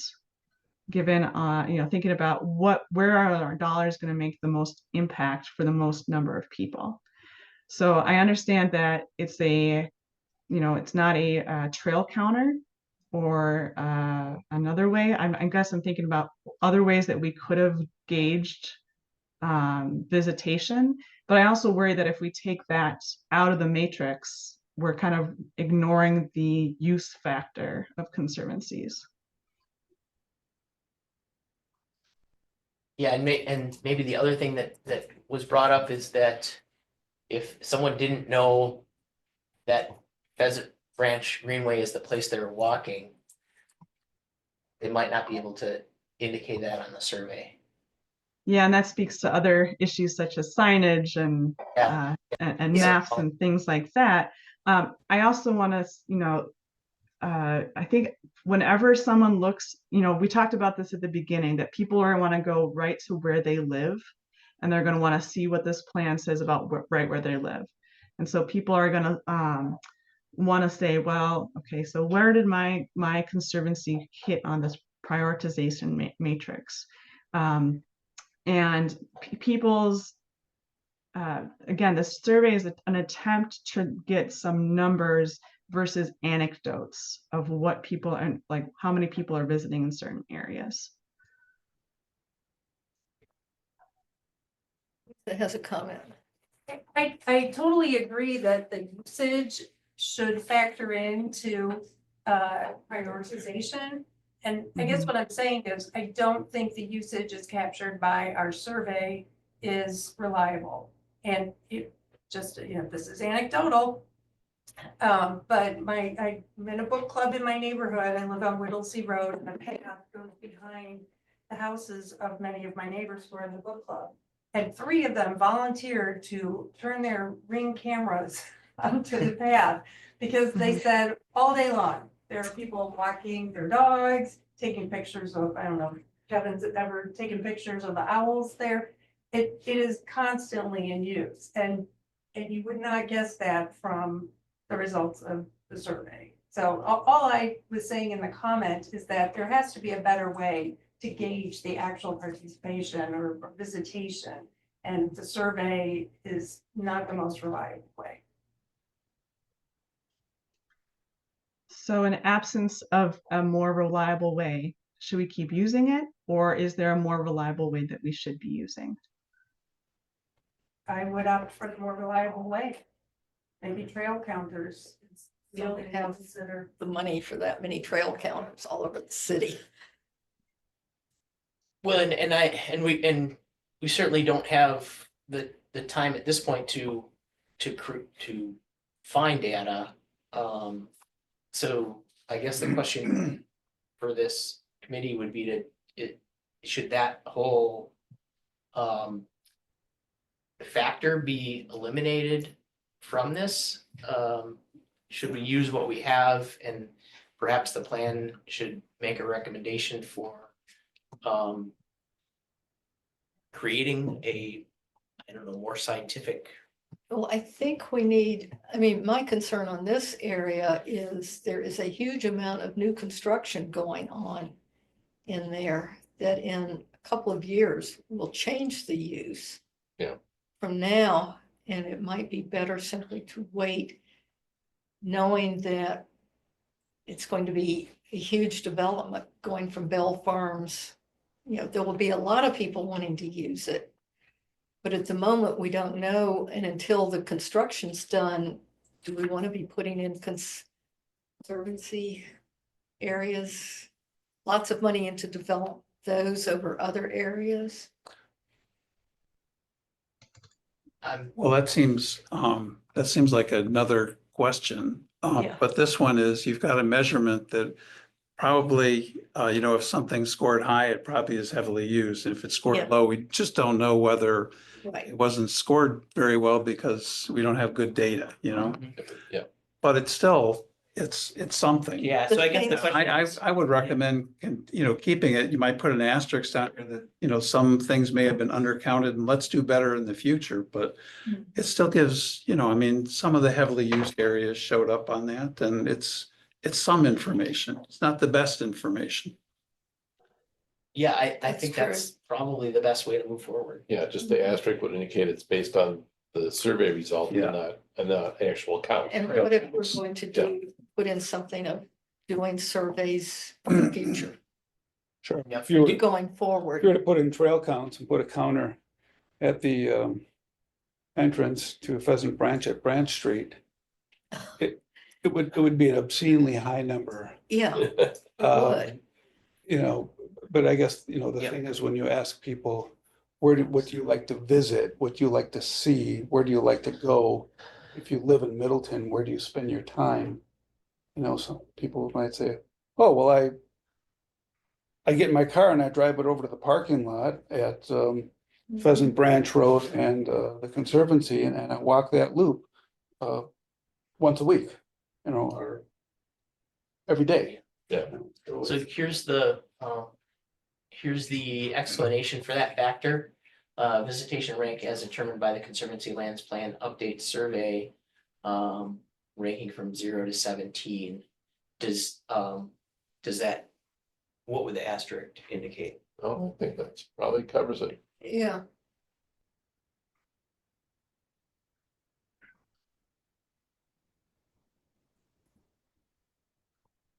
Put like online survey to make it a little Oh. clearer that it wasn't. Yeah, I think we do a good job of saying what the Yeah. survey is in the Yeah, I think- the whole public involvement chapter. Yeah. Okay. So this is one that came up at Water Resources. The definition and importance of the hydrologically connected to Lake Mendota. And the Gregory Pond Conservancy was the example used. I think in the matrix, it says that it's not hydrologically connected to Lake Mendota. The members of that committee argue that it is. So Evelyn, if you could take us through how this one was scored. It's a kettle pond. So in absence of development around it, it would be getting input mainly from precipitation.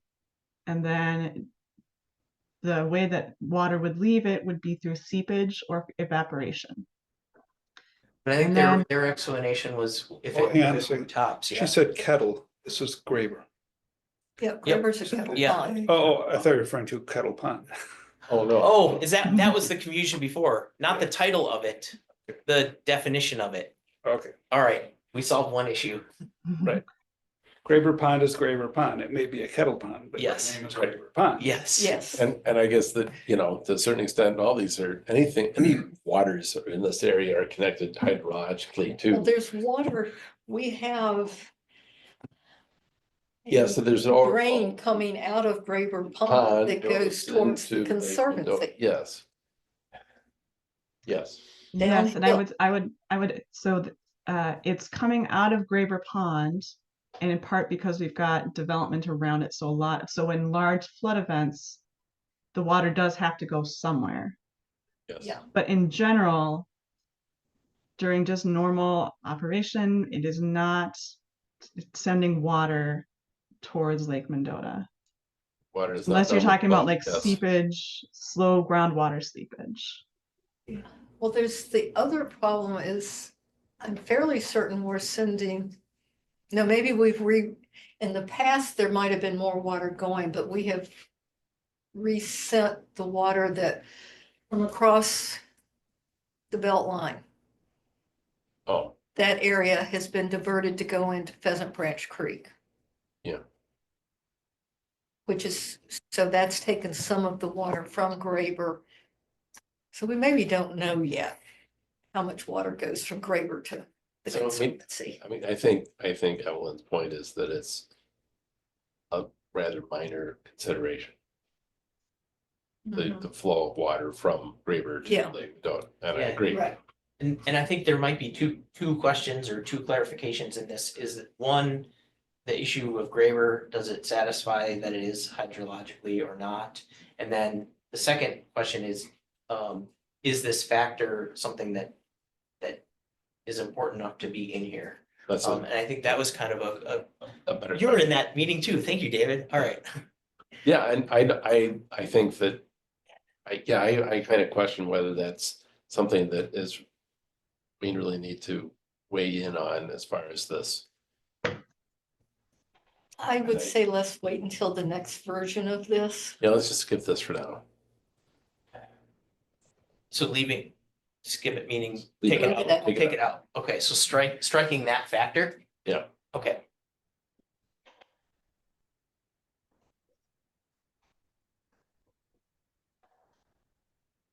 All right, more prioritization matrix, eliminate data obtained through only public survey and not through a scientific, okay, so we talked about that one with the trail Trail counts. counts, Yep. yes.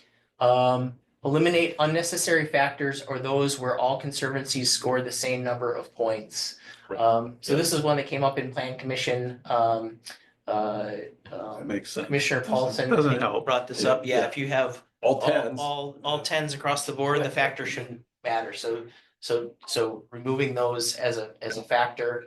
I think he made the argument that having, I think it was, did we say 27 factors is Few too many.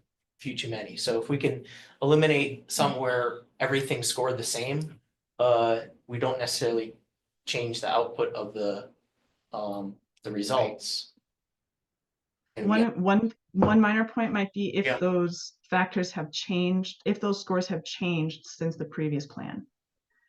So if there, and I can take a look and see which factors have changed in those categories since the previous plan. And that the reason maybe to keep them then would be to then have people be able to track how these different factors have changed for different conservancies through time. And that would be my reason for keeping data. If, again, I can double check the ones that have, if there have actually been ones that have changed in these categories at all. But that might be an argument for keeping the data, just having that tracking of any changes in those categories. Although I think most people reading this plan are not going to go back and reference prior plans. Certainly you do in your position, and I understand that, but I don't know that Joe Citizen wants to look up about conservancies is going to go look up prior ones. They're not going to care about that too much. Though this is a plan for the citizens, but also for staff. Yeah, I understand that. Okay. Well, and even if tracking those factors is important in the prioritize, why do I have trouble with that word? Prioritization matrix, might not be the best place to do it, and we can. Could it be So- put in an appendix that's real little at the very end so that we have the data for the future? And no one's likely to read it except for Kevin. I might not even read the appendix. I think the value of the matrix is that it gives us direction for the next 5 years of how we allocate resources. So I think it's an Yeah. important tool. Sure. Okay. Yeah, Yeah. And having those other categories just kind of inflates scores somewhat artificially then. Yeah. yeah, the numbers get higher, but the ranking itself doesn't change, correct? Okay. Then it's sort of irrelevant.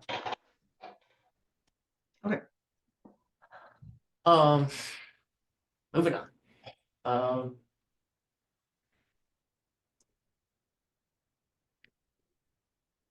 Okay.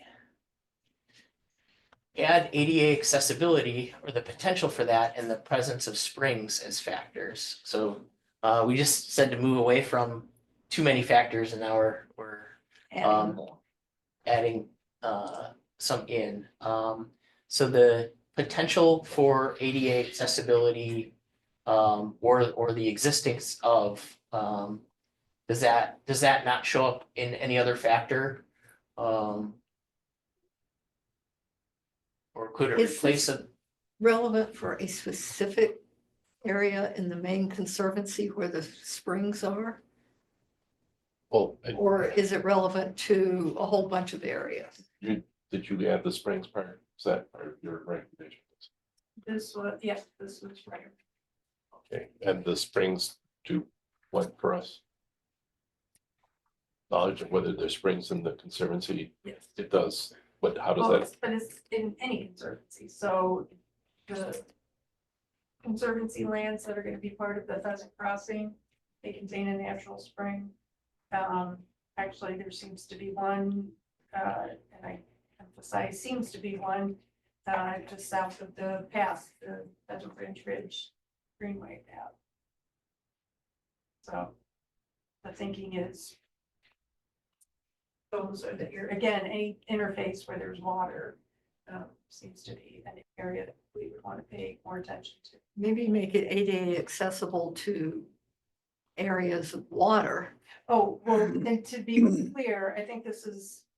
These are two separate. two things. different, separate yep, These are two separate totally things. separate So criteria, Mhm. Yeah. but I'm just, I guess I understand your thinking on the springs, but I also don't know if some of these kind of iffy, maybe possible sort of springs that really rise to the level of needed to be noted.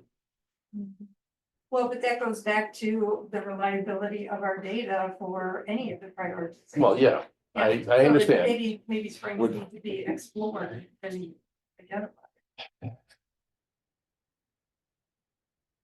Are we getting into too small of details for a big I think we are. citywide I think we are. plan? David? I'm confused. ADA access I don't, the ADA access like to a spring. No, no, Not to no, a spring. sorry. to a I probably conservancy. should have separated these two out. There's Yeah. two different, it's calling for two different factors. Oh, well, it's interesting. When it comes to ADA access to a conservancy, it's a big challenge because there are things we can't do in a conservancy. So there are elements of it that will never, ever be ADA Right, accessible. but just, Yeah. just highlighting in some fashion those conservancies that have some sort of ADA access, I think was really trying to call those out so Okay, that people. highlighting conservancies with I ADA. mean, like in our access is table, Right. in that, say, Yeah, ADA access point. Right. Well, that's a nice thing to put. Yeah, I mean, we're doing the right thing. right. So do it. that Evelyn, makes is there, sense. is there a factor that covers this? But if there isn't a I don't know. if factor that we can gauge it on, then we Right. can't do it. So this isn't scoring, this is just descriptive. That would be my, Information. that would be my thing. I think Just that's fine. Yeah. not- And with not- not- springs too, you can, might be a spring there, so. Right. Okay. Draw a line. Got that, Kevin? So the direction would be to not add either of those To the scoring, to the scoring. Okay. but make note of. And if we go into the, I mean, ADA access is relevant. so each individual conservancy in the table indicates access. And I believe if they're accessible, that lists that. Does that sound right? Some of them may not be explicitly like ADA, it might just say like the type of trail that that's there. I guess one question is, I know we're working on a trail inventory, but do we have an inventory of which trails are actually completely ADA accessible, other than just saying anything that's a paved path?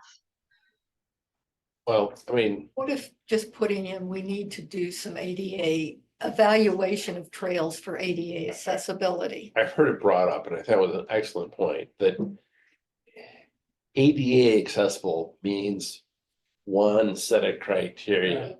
And Yeah. which is not very descriptive. And okay, for some people, this might help them, but there might be many people who do not need an ADA trail, but do need to understand what challenges they may hit when they go down it. And then there's others who, ADA might not be enough. So having some descriptors rather than having yes or no might be a lot more helpful. I'm also sort of thinking of the Middleton Hills wetlands where we have boardwalk, the old boardwalk. Able-bodied people did not like going in, even little kids, because they were bouncing up and down and Yeah. going into water. And now it would be okay. Yeah, so Well, to you know, answer, back to the complexity of ADA, I mean, either it's ADA compliant or it's not. Yeah. And we don't have the tools, mechanisms, or way to evaluate that right now at this point in time. right, so I think to answer Evelyn's question is, do we have it in the inventory? No, I think that's an Future opportunity or a need, and I think that would be a perfect thing to recommend, whether it's in the trails chapter or and Mhm. maybe I'm missing that it already has that recommendation in there, but It does. looking at the trail system holistically and adding either the existence of or the potential for those issues, those accessibility issues. So I don't think we have a complete data on there where we could say this We don't. conservancy has it and this one doesn't. We don't have. Right. But I think that's a need. It's Yeah, a we have, need. yeah. It's also going to change over time with how we maintain Well, stuff. yeah, of course. And that's something we're working on too, is updating those maintenance schedules. Mhm. Real quick, I need to leave. We have a sick girl that's in a couple time zones away. So we're Okay, gonna meet with her. Can we put it off till next month? Sure. no Okay, problem. thank you. And just real quick, 5 seconds. The Eagle platform's 300 yards away from the nest, and the recommendation is 200 yards or more. Okay. And that nest has been there for 8 years. It's never been an issue. So. Okay. Good to know. Okay. Thank you for Thank staying you, as long as you did. We'll connect. Yep. Who's actually gonna do the evaluation? I just like wondering that, like who's qualified to like know whether it's accessible or not? Sorry, I just spoke now, but. Wonderful. Not me. Welcome, Nathan. You have video, you have sound. It took 30 minutes to get it. I mean, I'm in Montana and so it's really bad Wi-Fi and data and everything, so.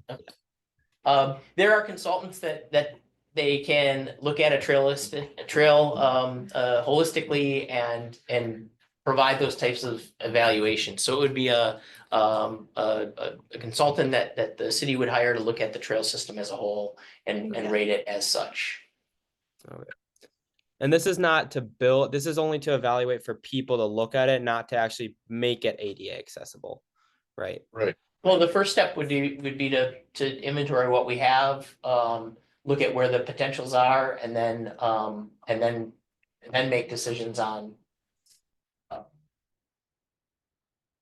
If we, bringing those up to those standards. if Yes. we wish to, yeah. Although, I mean, I think there's a good number of trails that just can't be. Well, I mean, it's a conservancy, so Yeah. we're not even held to any ADA No. accessibility standards in any way whatsoever, so.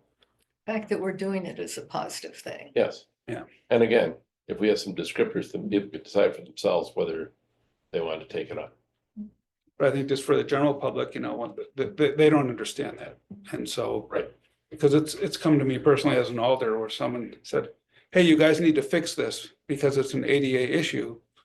And we said, no, we don't, because it's in a conservancy and it's not going to get fixed. Right. And that's a harsh thing to say. Yeah. Well, and I think we could distinguish between having to do something and making a decision to do that, because. And we couldn't because, you know, So that's where right. inventorying, finding out what the potential is. Mhm. So, all right, I lost my place here, but I think we're All right, moving on. looking at. So I'm hearing, don't add these as factors, but certainly looking at where our trails chapter is and making a recommendation if we don't have one already to inventory those items in the Yep. potential of them. Yep. Is that fair? For the prioritization matrix, eliminate accessible to school groups and citizens. The argument is that all conservancies are Pencil, no. potentially pen. accessible. Let me borrow it. Writing or utensil I could borrow. That makes sense. Yeah. For the prioritization matrix, distinguish between development threat and vulnerability. I think this is maybe looking for clarification on what those two different factors are. Back to our prioritization matrix.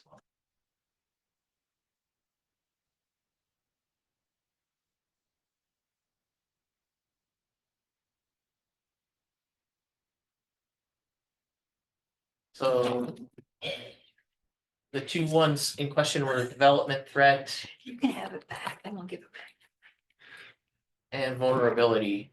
And are these different enough to have them both in there?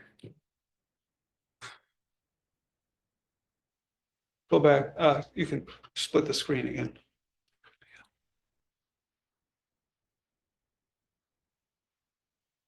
I don't think they're different enough. Prioritization, eliminate. Prioritization, distinguish. So there's two factors in there. One is development threat, the other one is vulnerability. And the question is there enough difference in there to have them both in there? Development threat and vulnerability, as both mentioned, development near the site. In the description, eliminate duplication. So Okay, for where's- development threat, site is adjacent to undeveloped land that could be incorporated as conservancy lands or trail corridors. Adjacent land is susceptible to development. Yeah, okay, I guess there's a little different aim between the two. One is, Yeah, right. could we purchase this land to augment a conservancy? The other one is this going to get, tread upon by a development. Right, Yeah, one, we one don't have a sounds whole like lot. it's, We could purchase. Sure. I one don't sounds like it's see- subject to human activity in terms of development. The other sounds like it's subject to vulnerability, which could be environmental.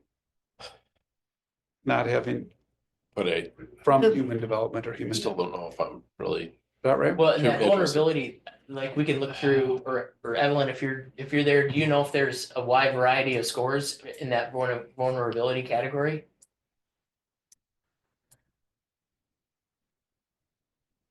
Because one's environmental and one is public influence, so they're different. I'm Yeah. just thinking of the city limits and so on. We don't Oh, I don't know, I never say never on that. know, but for the next 5 years, We would annex all kinds of stuff, you never know. where? Sky's the limit. Town of Middleton won't let us. oh, well, No, it's not true. yeah. See, their border agreement is, Evelyn, do you have thoughts on that one? Yeah, I'll The say in general, it's like we were pretty generous with the vulnerability score. So pretty much everyone has vulnerability as a 10. However, Okay. the development one, we did change that up. So like the Pheasant Branch Ridge Greenway, we gave that a 20 for development threats. And like, let's see, Stricker Pond, we gave it a 0. Okay, Yeah. so I think then just for the fact that all the scores are the same for vulnerability, that factor could probably be eliminated. yes, Yep, And then I agree. we solve two things there. there you go. There's a partners factor. Oh. And I think it was just looking to identify what partners were used as the scoring mechanism, so that may be an easy one to add. Eliminate the tourism feature, so there's a score on there if a conservancy shows up on our tourism website, it's scored higher. And the argument was that this is something that the city controls what goes on there or not, Yeah. so it can change with our input, so let's not have that as a factor. So the factor could get eliminated. There's a factor for has current volunteer support, and there's one that has had volunteer support in the past. And the suggestion here is to eliminate that Past tense. past support. As moving forward, I would almost argue that it's has had support discontinued somehow. Yeah, or and maybe that has might, support during the last X number of years. yeah, so I think we're good with just if it has volunteer support currently. Yeah, Yes. plus, Within the yep. last Yeah. 5 years. Then, and that's what we're looking at is, Yeah. Yeah. so eliminating that, that Yeah, had volunteer support factor. That takes care of this next one, because there was some, let's see. Oh, here, no. Score has volunteer support on a scale to differentiate between organizations with respect to factors such as 501c3 status, membership numbers, history, financial contributions to the city, volunteerism, etc. So it's I don't know if this was scored on a sliding scale or if it was a just given a value, yes or no. It was more of a yes or no. Either you had it or not. Right. I think that's a great idea. However, this is just a 5.1 out of the total prioritization matrix. And I will say from a information gathering status, that's a lot of information to gather from these different groups. Then Yes. And it's going to be hard to evaluate how much of an impact.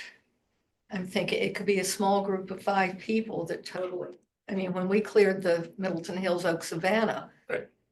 that was like 10 people Well, that made a huge impact of taking out a solid thing of volunteer muscle. support is pretty important. I Yeah. wonder, because there were 5 points for has and had, just give 10 Just taking out points. the, Yeah, give 10 points for has.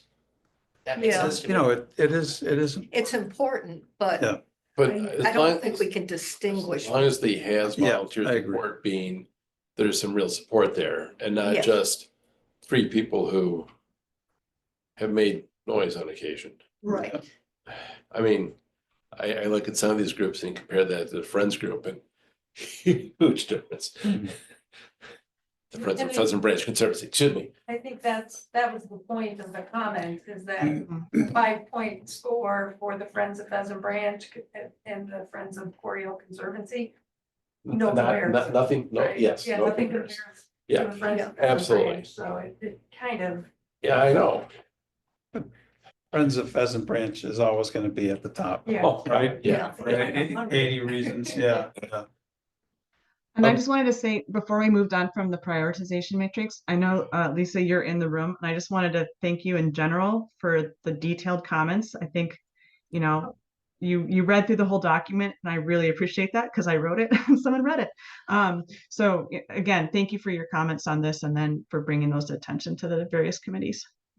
Sure, my pleasure.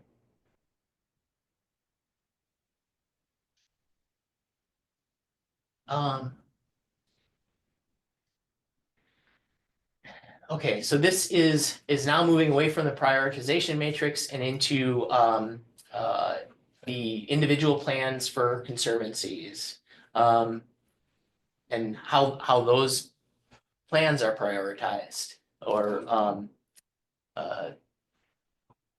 especially as it comes up for requesting funding for those plans. Does that make sense?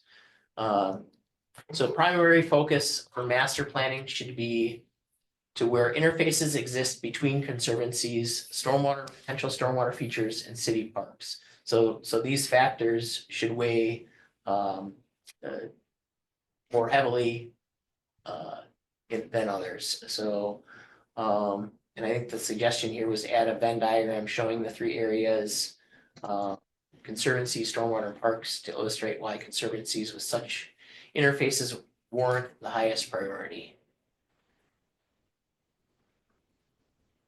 Is that for specific areas or?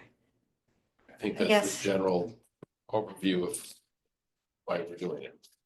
I mean, because I'm thinking there's some conservancies that don't have those interfaces. There are others that do. Right. But I think that like the Venn diagram is something to show why things that overlap would be more important, higher priority. Enough priorities, but focusing on these things. I guess I'm thinking Middleton Hills wetlands. Yeah, and so It's got parks, Yeah, yep, stormwater, yep. trails through it. But it's just one Are unit. you saying make a Venn diagram based on all these metrics? And then just have that in there to say, okay, so here's, start out with this one circle over here, and this is Conservancy and lands, and we list all the pieces in it based on score. This over here is stormwater. I'm just thinking an abstract where it's conservancy lands, stormwater, parks. To illustrate. Right. When it's, because the city's resources are limited, as we talked about. When we make decisions about what work to fund, we're gonna be going for where there's the most overlap. Lisa, do you want it? But what for- metrics do we put in there? Yeah, make it and is it for an make sense? individual unit? No, it's just a concept. The concept is Try it on that board. to try to explain, well, I mean, we all know what a Venn diagram is. Well, Right, I just. Yeah, What's that's going on there? a diagram, but the idea is we want transparency, we want to help people understand how the city makes decisions for, investing. And if you have a conservancy land that has an interface with a stormwater facility and a park, that is a conservancy land that's gonna rise to the top of the list for That's investment. where you need it for each individual I unit. don't think you do, I think. Just the concept. just the I think concept, that yeah. Just the concept. Yeah. So, and so when I made this list, I tried to take all the comments we got and put them into a form that would be a recommendation to the plan. So if I think this is one where I maybe missed the mark on what we were looking I for. mean, essentially a spreadsheet could do that if you put them in a spreadsheet and they have a value. And the Yeah. spreadsheet would actually make the Venn diagram. You're for it. getting way too. Yeah. Yeah, Not necessarily. But yeah, so No, I the actual comment was on interfaces. If the city had unlimited resources, Okay. we would certainly invest in master planning and restoration I'm work for thinking all our bigger. conservancies. We've got But because our park resources are very conservancy. limited, we need to make sure we're It's getting the not near biggest bang for anything the other buck than park. from our investments. For this reason, Versus our the primary wetlands. focus should be on lands where It's got park, stormwater. these conserv- interfaces exist. Gotcha. Versus Oak Savannah that's Okay. conservancy and houses. So how do you distinguish with that? Well, so I think what Kevin's getting at, based on what you just said, is it is only the things that interface that are the priority of this master plan. Well, of this project. And if they don't really interface in there, they're shown, but they're not the items given But priority. I think if you have this as a concept, that these Yeah. are three things you could consider, it doesn't mean that you only fund what's in the middle. It just means you think about all three things. Those. Because there might be something that's so important. Right. To conservation lands that even though it doesn't affect stormwater, this is something you want. Right. But having those concepts, it's kind of like a value statement. Yeah. Maybe if it were in terms of sources of the funds, But we have to have data to make a Venn diagram. yeah. But not a conceptual one. Right. Oh, no, not a conceptual one, but a conceptual one isn't any good because it's just. It's the It kind of thing illustrates that- the kind of thing I put in a the point though, presentation, doesn't it? you know. It's great. It's a concept. It's the kind of thing I put in a presentation to try to illustrate people, you got this and you got this, Yeah. and this is where they overlap and that's why it's important. But, this document here, I think is a little bit more technical. So a Venn diagram is good on the city website. Yeah, but then, this documents an overview. Okay. Gives, I Put a guess Venn diagram in there, it's just another page, another figure, it really doesn't matter. I'm thinking in terms of council. funds. Pretty. okay. Um, You want to specify colors? Well, You gotta have blue for water. And you gotta have Green. green, and maybe a little something earthy. Red for playground. Tan, Brown, yeah, brown. brown tan. So, Ta-da. so besides a Venn diagram, is there a change that has to be made to the factors? To say that something that has those three things somehow scores higher than something that doesn't? My opinion is no, because that doesn't tell the whole story. And so, you know, that's good to think about, but that's not it. Right, because No. it's what we would have in a discussion during a random meeting. Something would come to a group, you know, in theory, it would come to CLC, right? We're like, okay, this has been brought before CLC. We're all looking at it and going, oh, look at this. Now here's the overlap. It hits all three. Let's move it on over to Water Resource Management, see what they say. And they go, yeah. There's a lot of overlap going on there. Okay, now let's move it over to, you know, so it's a conceptual, it's our little tool. Yeah. Conceptual tool. What do you think? Okay, Thumb up. All right. Ellen can make a nice Venn diagram. It's gotta be blue. all right, It's we're gotta gonna be move on to green. the diagram. For master plan prioritization, consider city staff budget requests from recent years or from the past. So the idea here, and this is probably just a lack of the staff providing this information.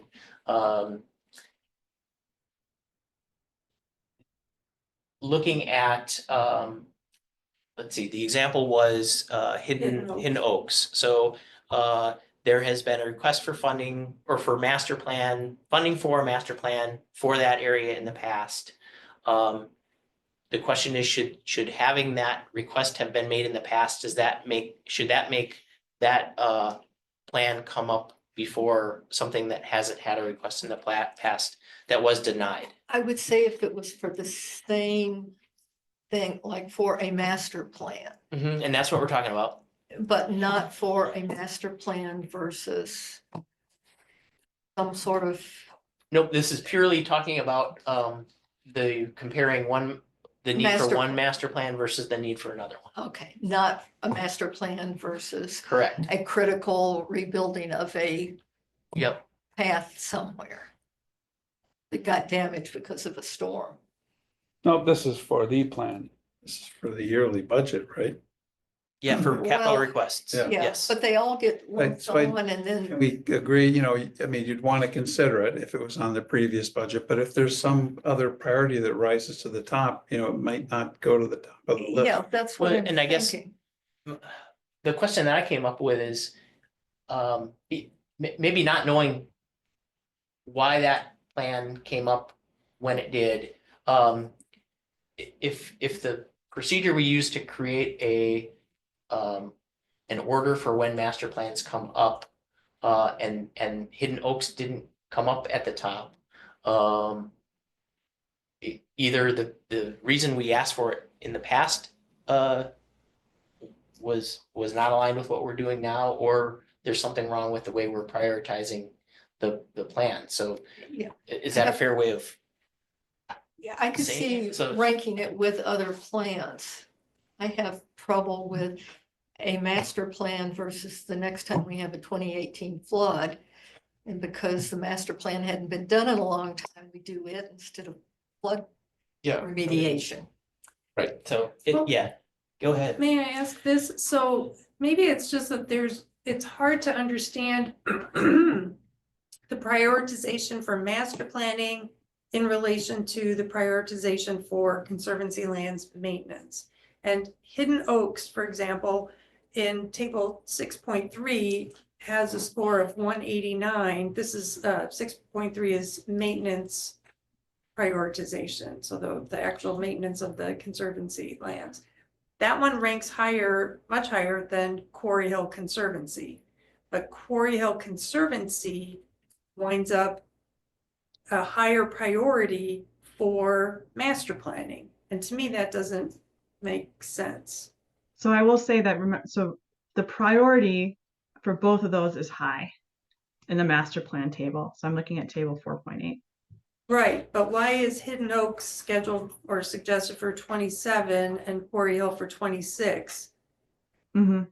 And I think that, so the suggested year is kind of more of like the, hey, we just wanted to have a master plan every 2 years. And we want, here's a proposed schedule for how you could get those in every 2 years. I was actually, listening to the conversation, then also listening to, or hearing some of the other comments. I'm wondering if we just get rid of that year column because it seems to be throwing people off. And just have it be that priority, high, medium, and low. That is 6.4. Mhm. I'm looking at table 4.8 right now. We're not even the right chapter. Me. Oh my gosh. And I think it's also, another comment that came in as well, it may have been a couple, the idea of, well, why does a plan have priority for a master plan, but it doesn't have priority for the prioritization matrix?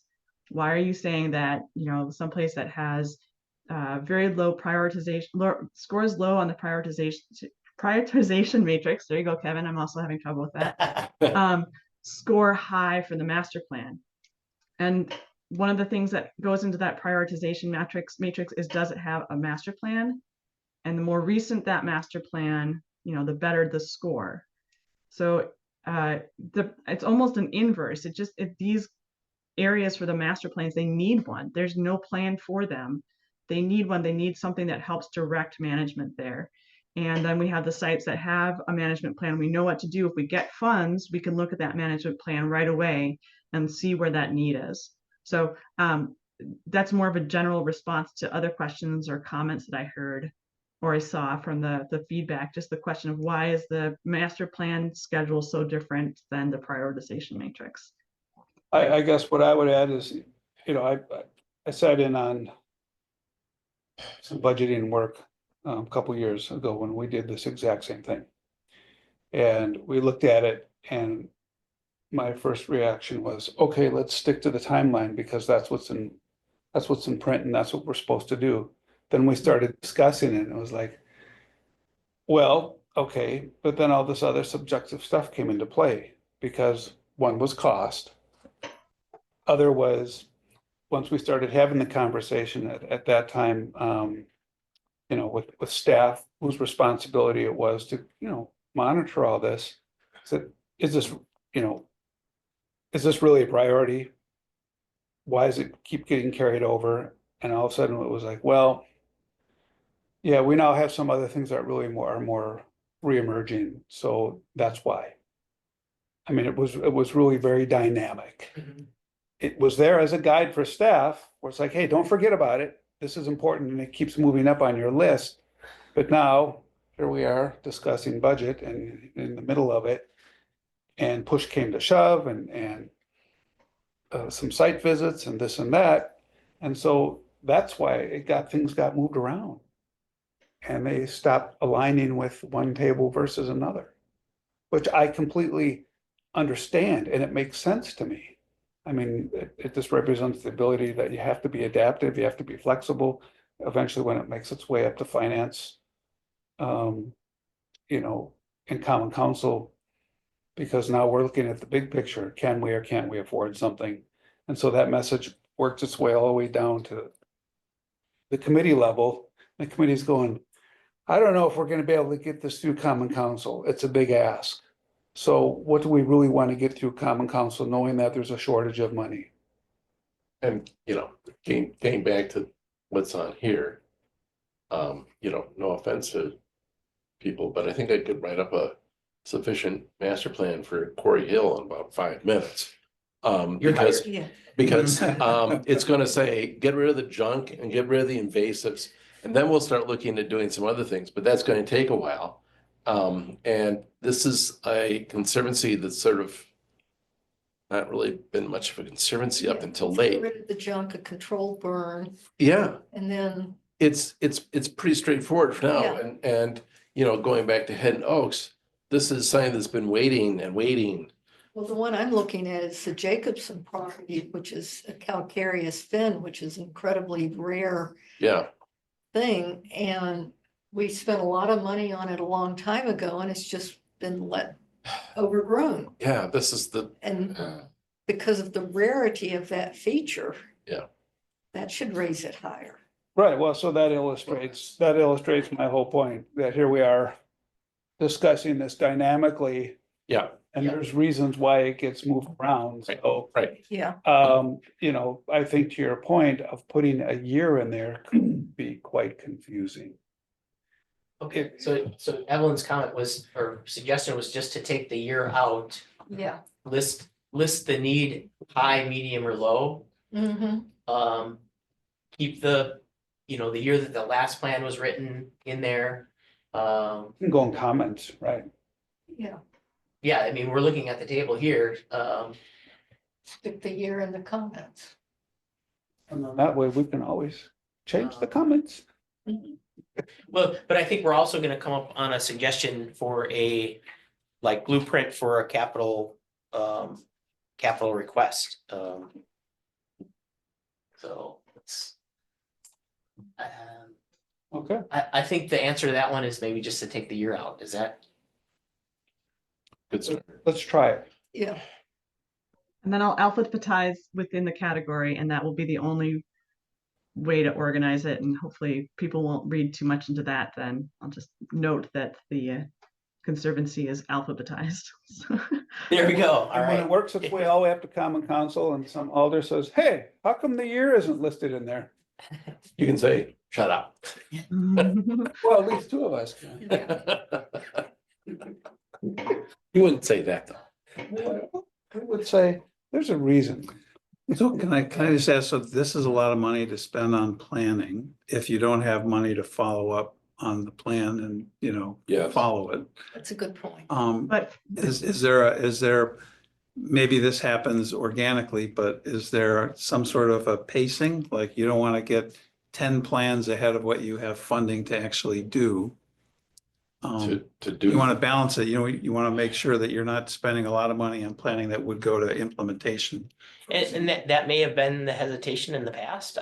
And maybe that's a reason to take the year out too, because Mhm. then you might be able There to is pace a- yourselves a little. At different times. I mean, you need a plan before you start doing the implementation of it, but you also need to be having money for the maintenance and stuff once you've.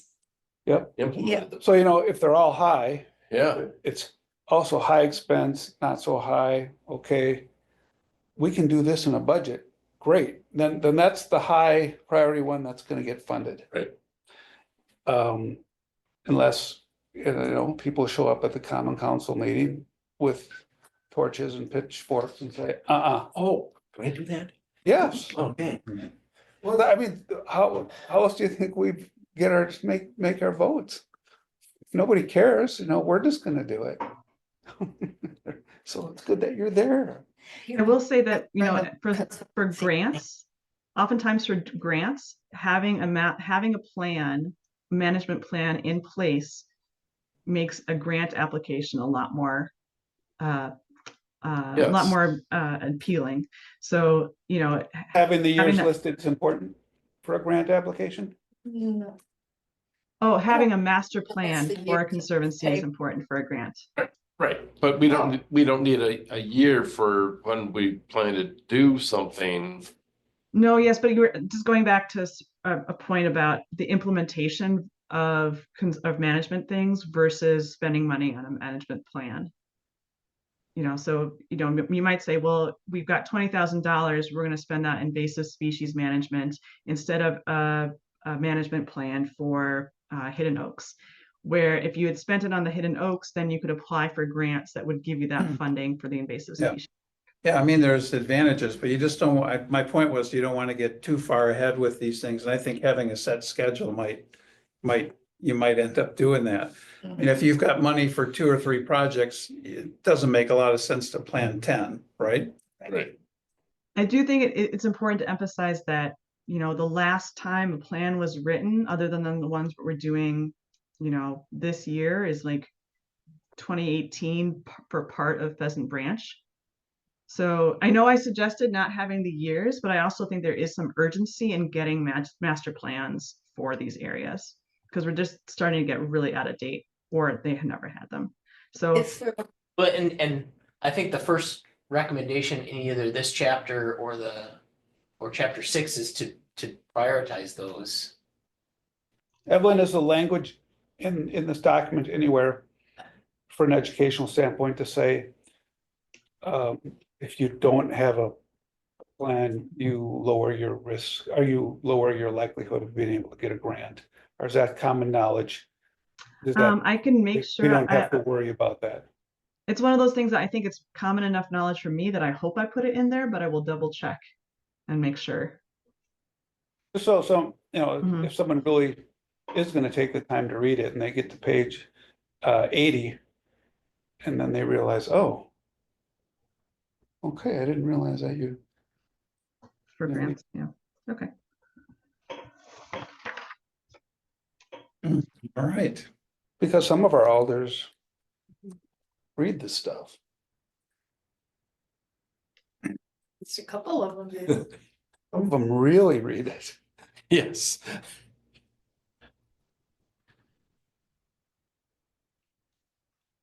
Figure Yeah, out here's what that. So percentage. each conservancy should have a dedicated management plan or master plan. Master plan should have a minimum lifespan of 10 years. So in this chapter 4 is that recommendation to have a plan for each site. So I think with the designation of high priority, this recommendation that the year maybe isn't, Fair enough. so. All right,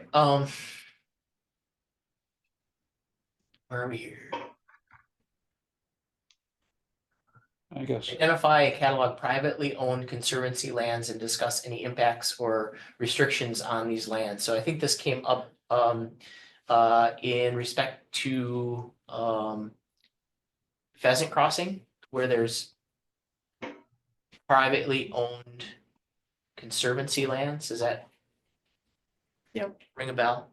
So just being able to know where else those are, and I think this came up in our meeting with planning staff too, is sometimes we don't. This just might be an exercise in putting the zoning map over the ownership map. And finding out if we have any others in the city, so. And I don't know that we're asking for this to be done as much as saying this should appear as a recommendation to do. Exactly, right, to find conservancy lands that are zoned conservancy but are privately owned.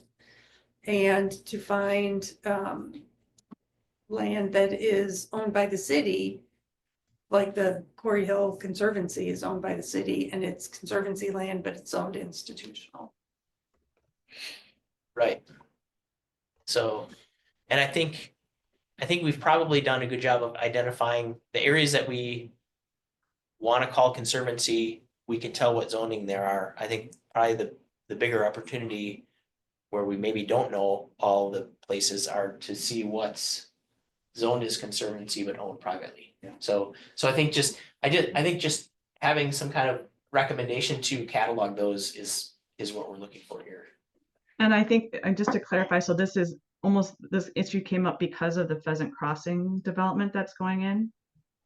That was the example that came up in Water Resources and maybe Plan Commission too. Planning Commission too.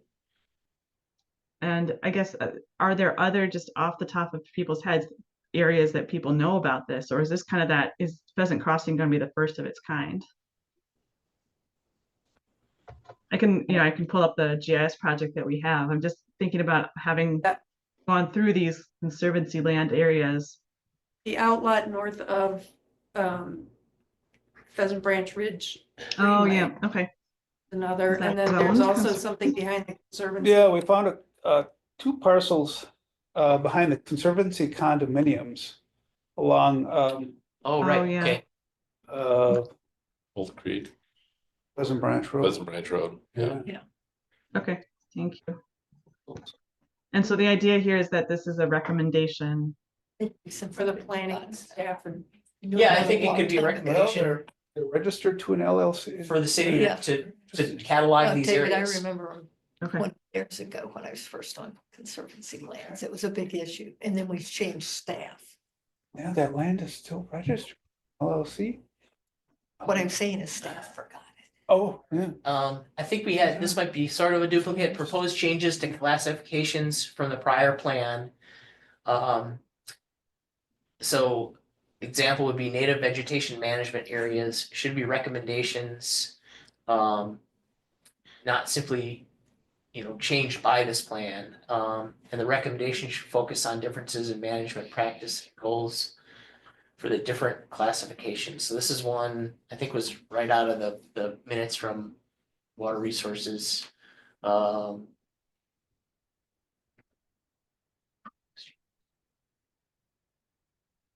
So, and I think maybe this,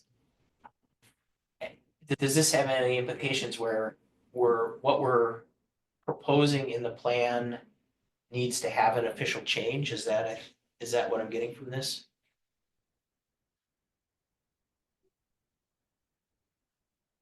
Isn't the plan the official change? Well, I think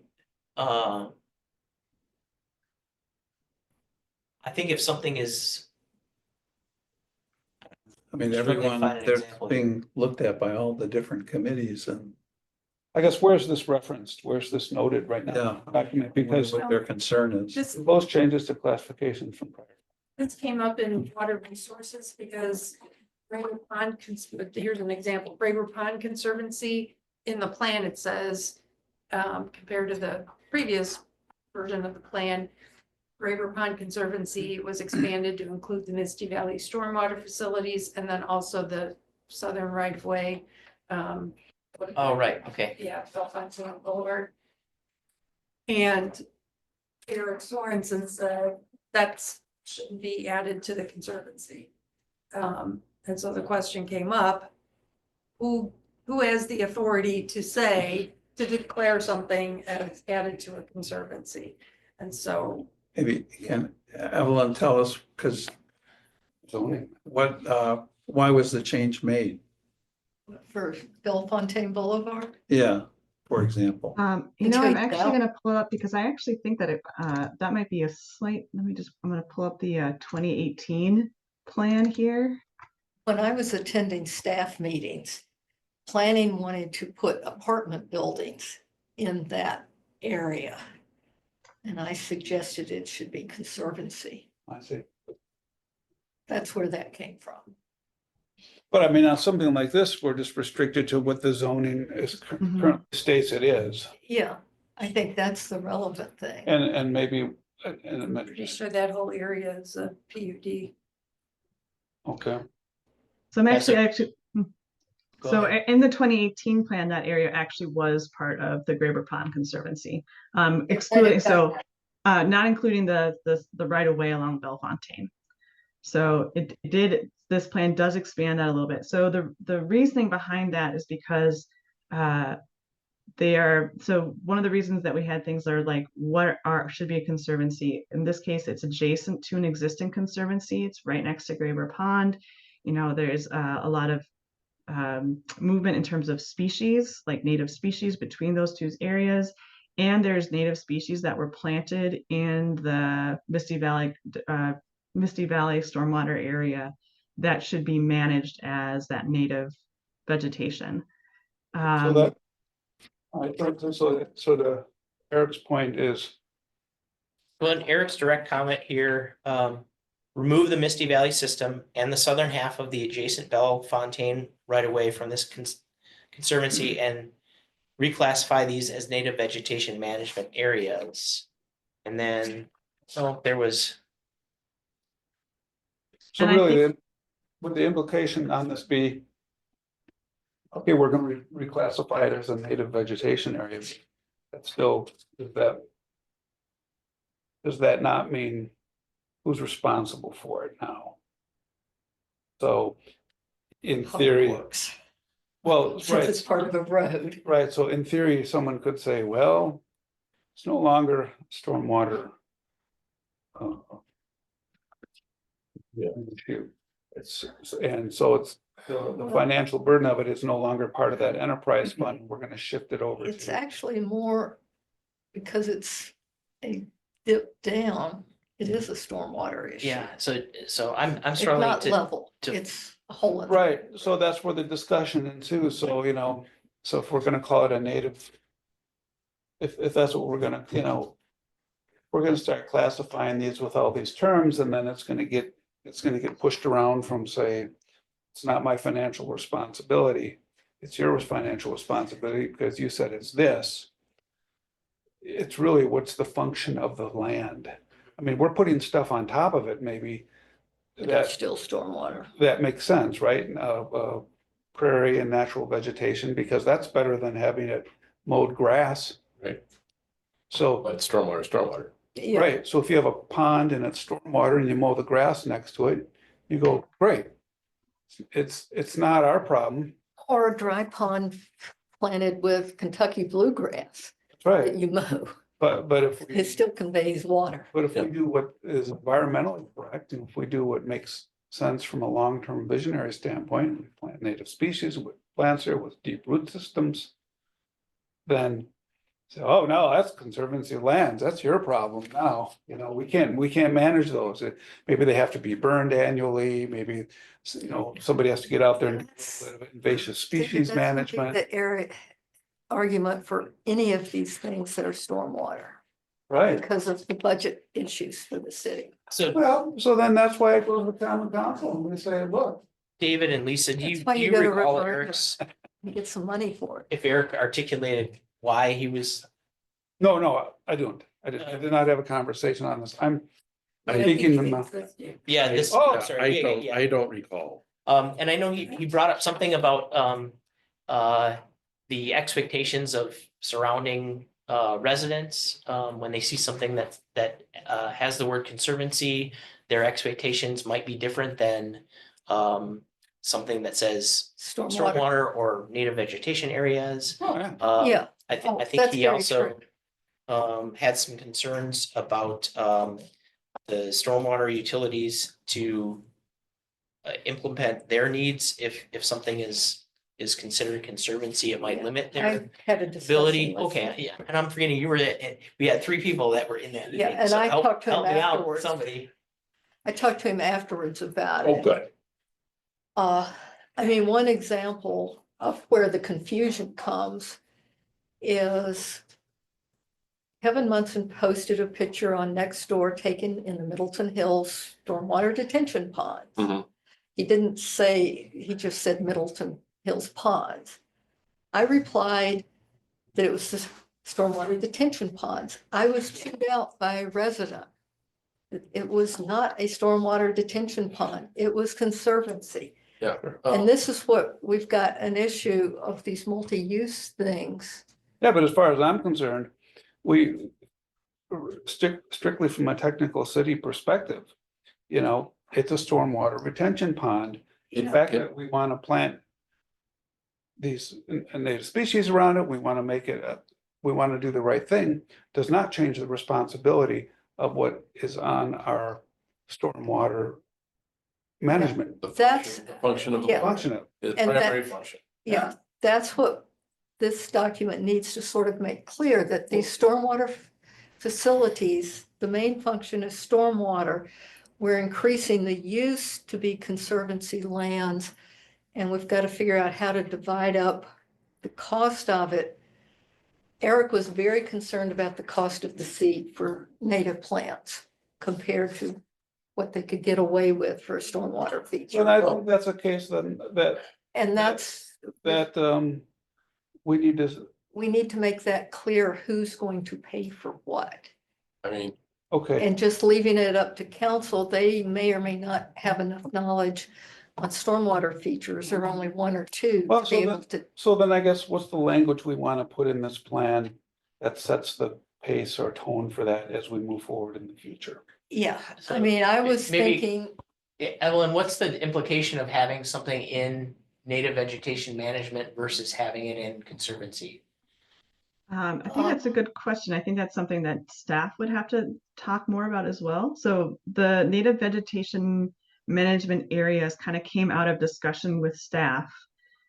For these areas like, the Misty Valley area, but then there also, Stonefield Detention It seemed Area. like it was more Middleton for the Village? areas that were maybe isolated from other conservancies. I think of Spring Hill.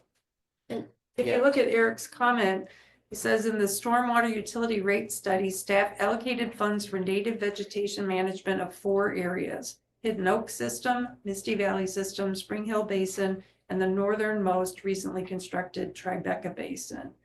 And then he went on to say that the plan, that the Conservancy Lands Plan identifies others.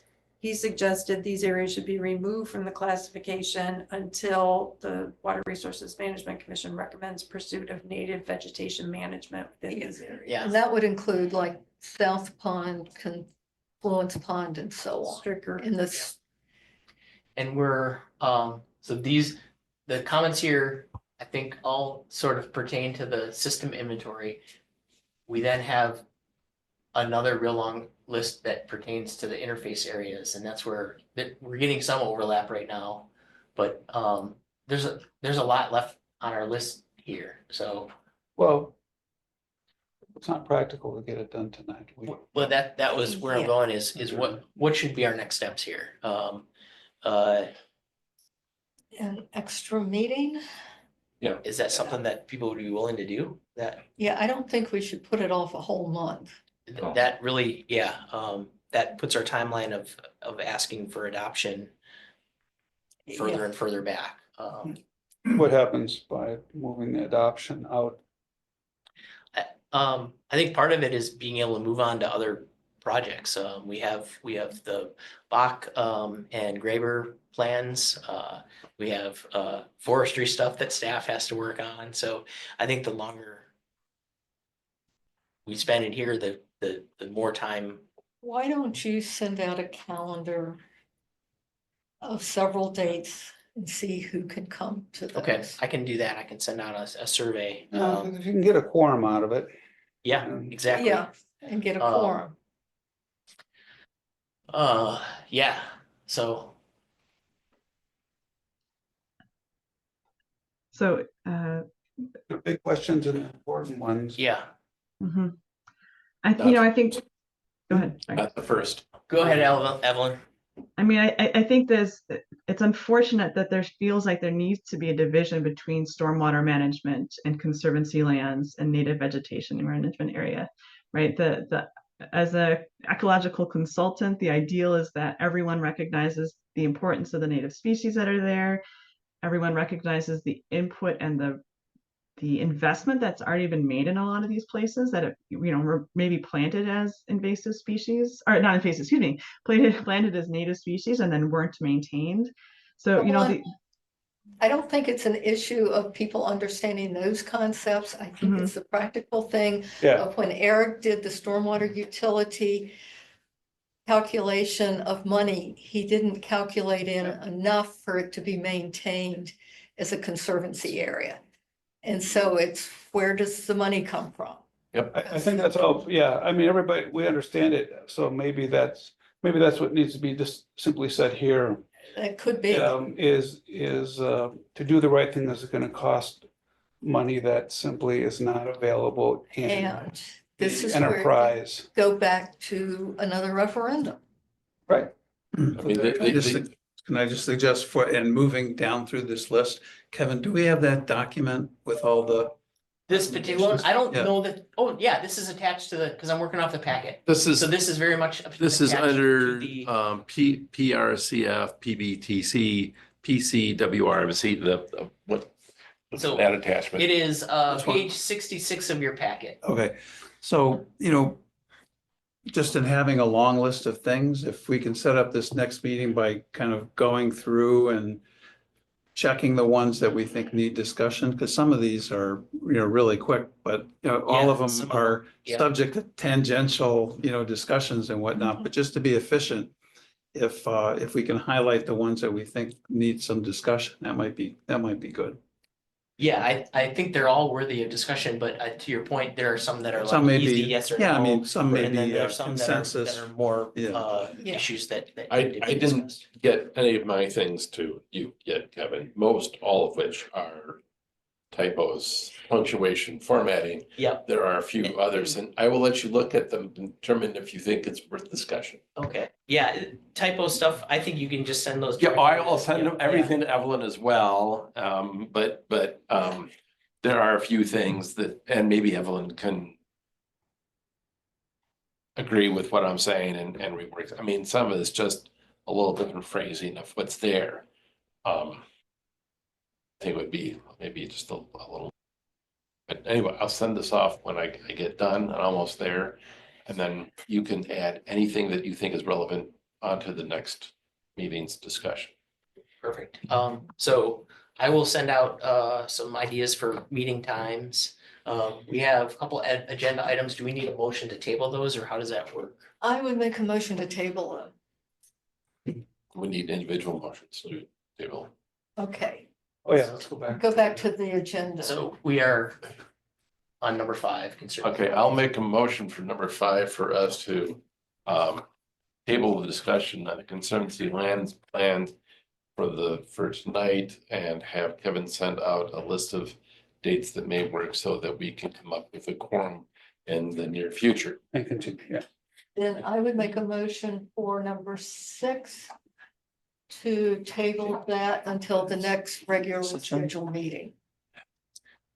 And then what's next? I have to go right now. I'm sorry. My family. Thanks for being with Thank us, Nathan. Oh, hang on, do we still have a quorum if Nathan leaves? And 1, 2, Yes. 3, 4. Yes. Yes. But if you Also, move- just additionally, just so I can say for the agenda, I cannot see it on my end. It has like a server error, and I'm wondering if either my term wasn't updated or it's on my end. I'm not sure which one it is, but I've tried to fix it and it hasn't been fixed. So I don't know. Okay, so agenda item 5 was the Conservancy land plan and 6. Vote on each one. Yeah. So Yes. I had for number 5, I had Shaw made the motion. Okay, I'll Norman second. Okay, so all in favor for number 5? Aye. Opposed? All in favor for number 6, Which which is, discussion only of the incidental take of wildlife right, during prescribed operations. yes, And we'll table that to the future. the next regularly You scheduled made the meeting. motion on that? Yes, Need a second? yes. Second. All in favor? Aye. Okay. Then petition requesting city to consider paving certain gravel Oh, trails. yeah, I'll make that motion. Since that's got my name on it, to table that until the next meeting. Okay, I'll second it. All in favor, please say aye. Aye. Okay, what's number 8? More or less the same thing. So I'll make a motion to table number 8, discussion of surface materials used in conserving lands. Second that. All in favor, please say aye. Aye. Okay. And I will make a motion to delay the reports from committee liaisons till the next regularly scheduled meeting. Second. All in favor, please say aye. Aye. Aye. And let's just forget future agenda items. Yeah. We have enough Items as are is. Items 5 through 9. Yes. Yep. So go to this one right here. Oh, Okay. I declare the meeting adjourned. thank you. Hey, Wow. Thank you all. That was Hans, did Big you one. get a good nap? big one. that was a marathon. It's a long plan and it's Yeah. Kevin, we did the same thing a couple years ago when we, tried to get through the current, matrix. Thank you, Evelyn. Thanks, It just guys. I had- it had appreciate your happen. I attention mean, to this. but it- Thank you. Those few later possible. And we did have special meetings.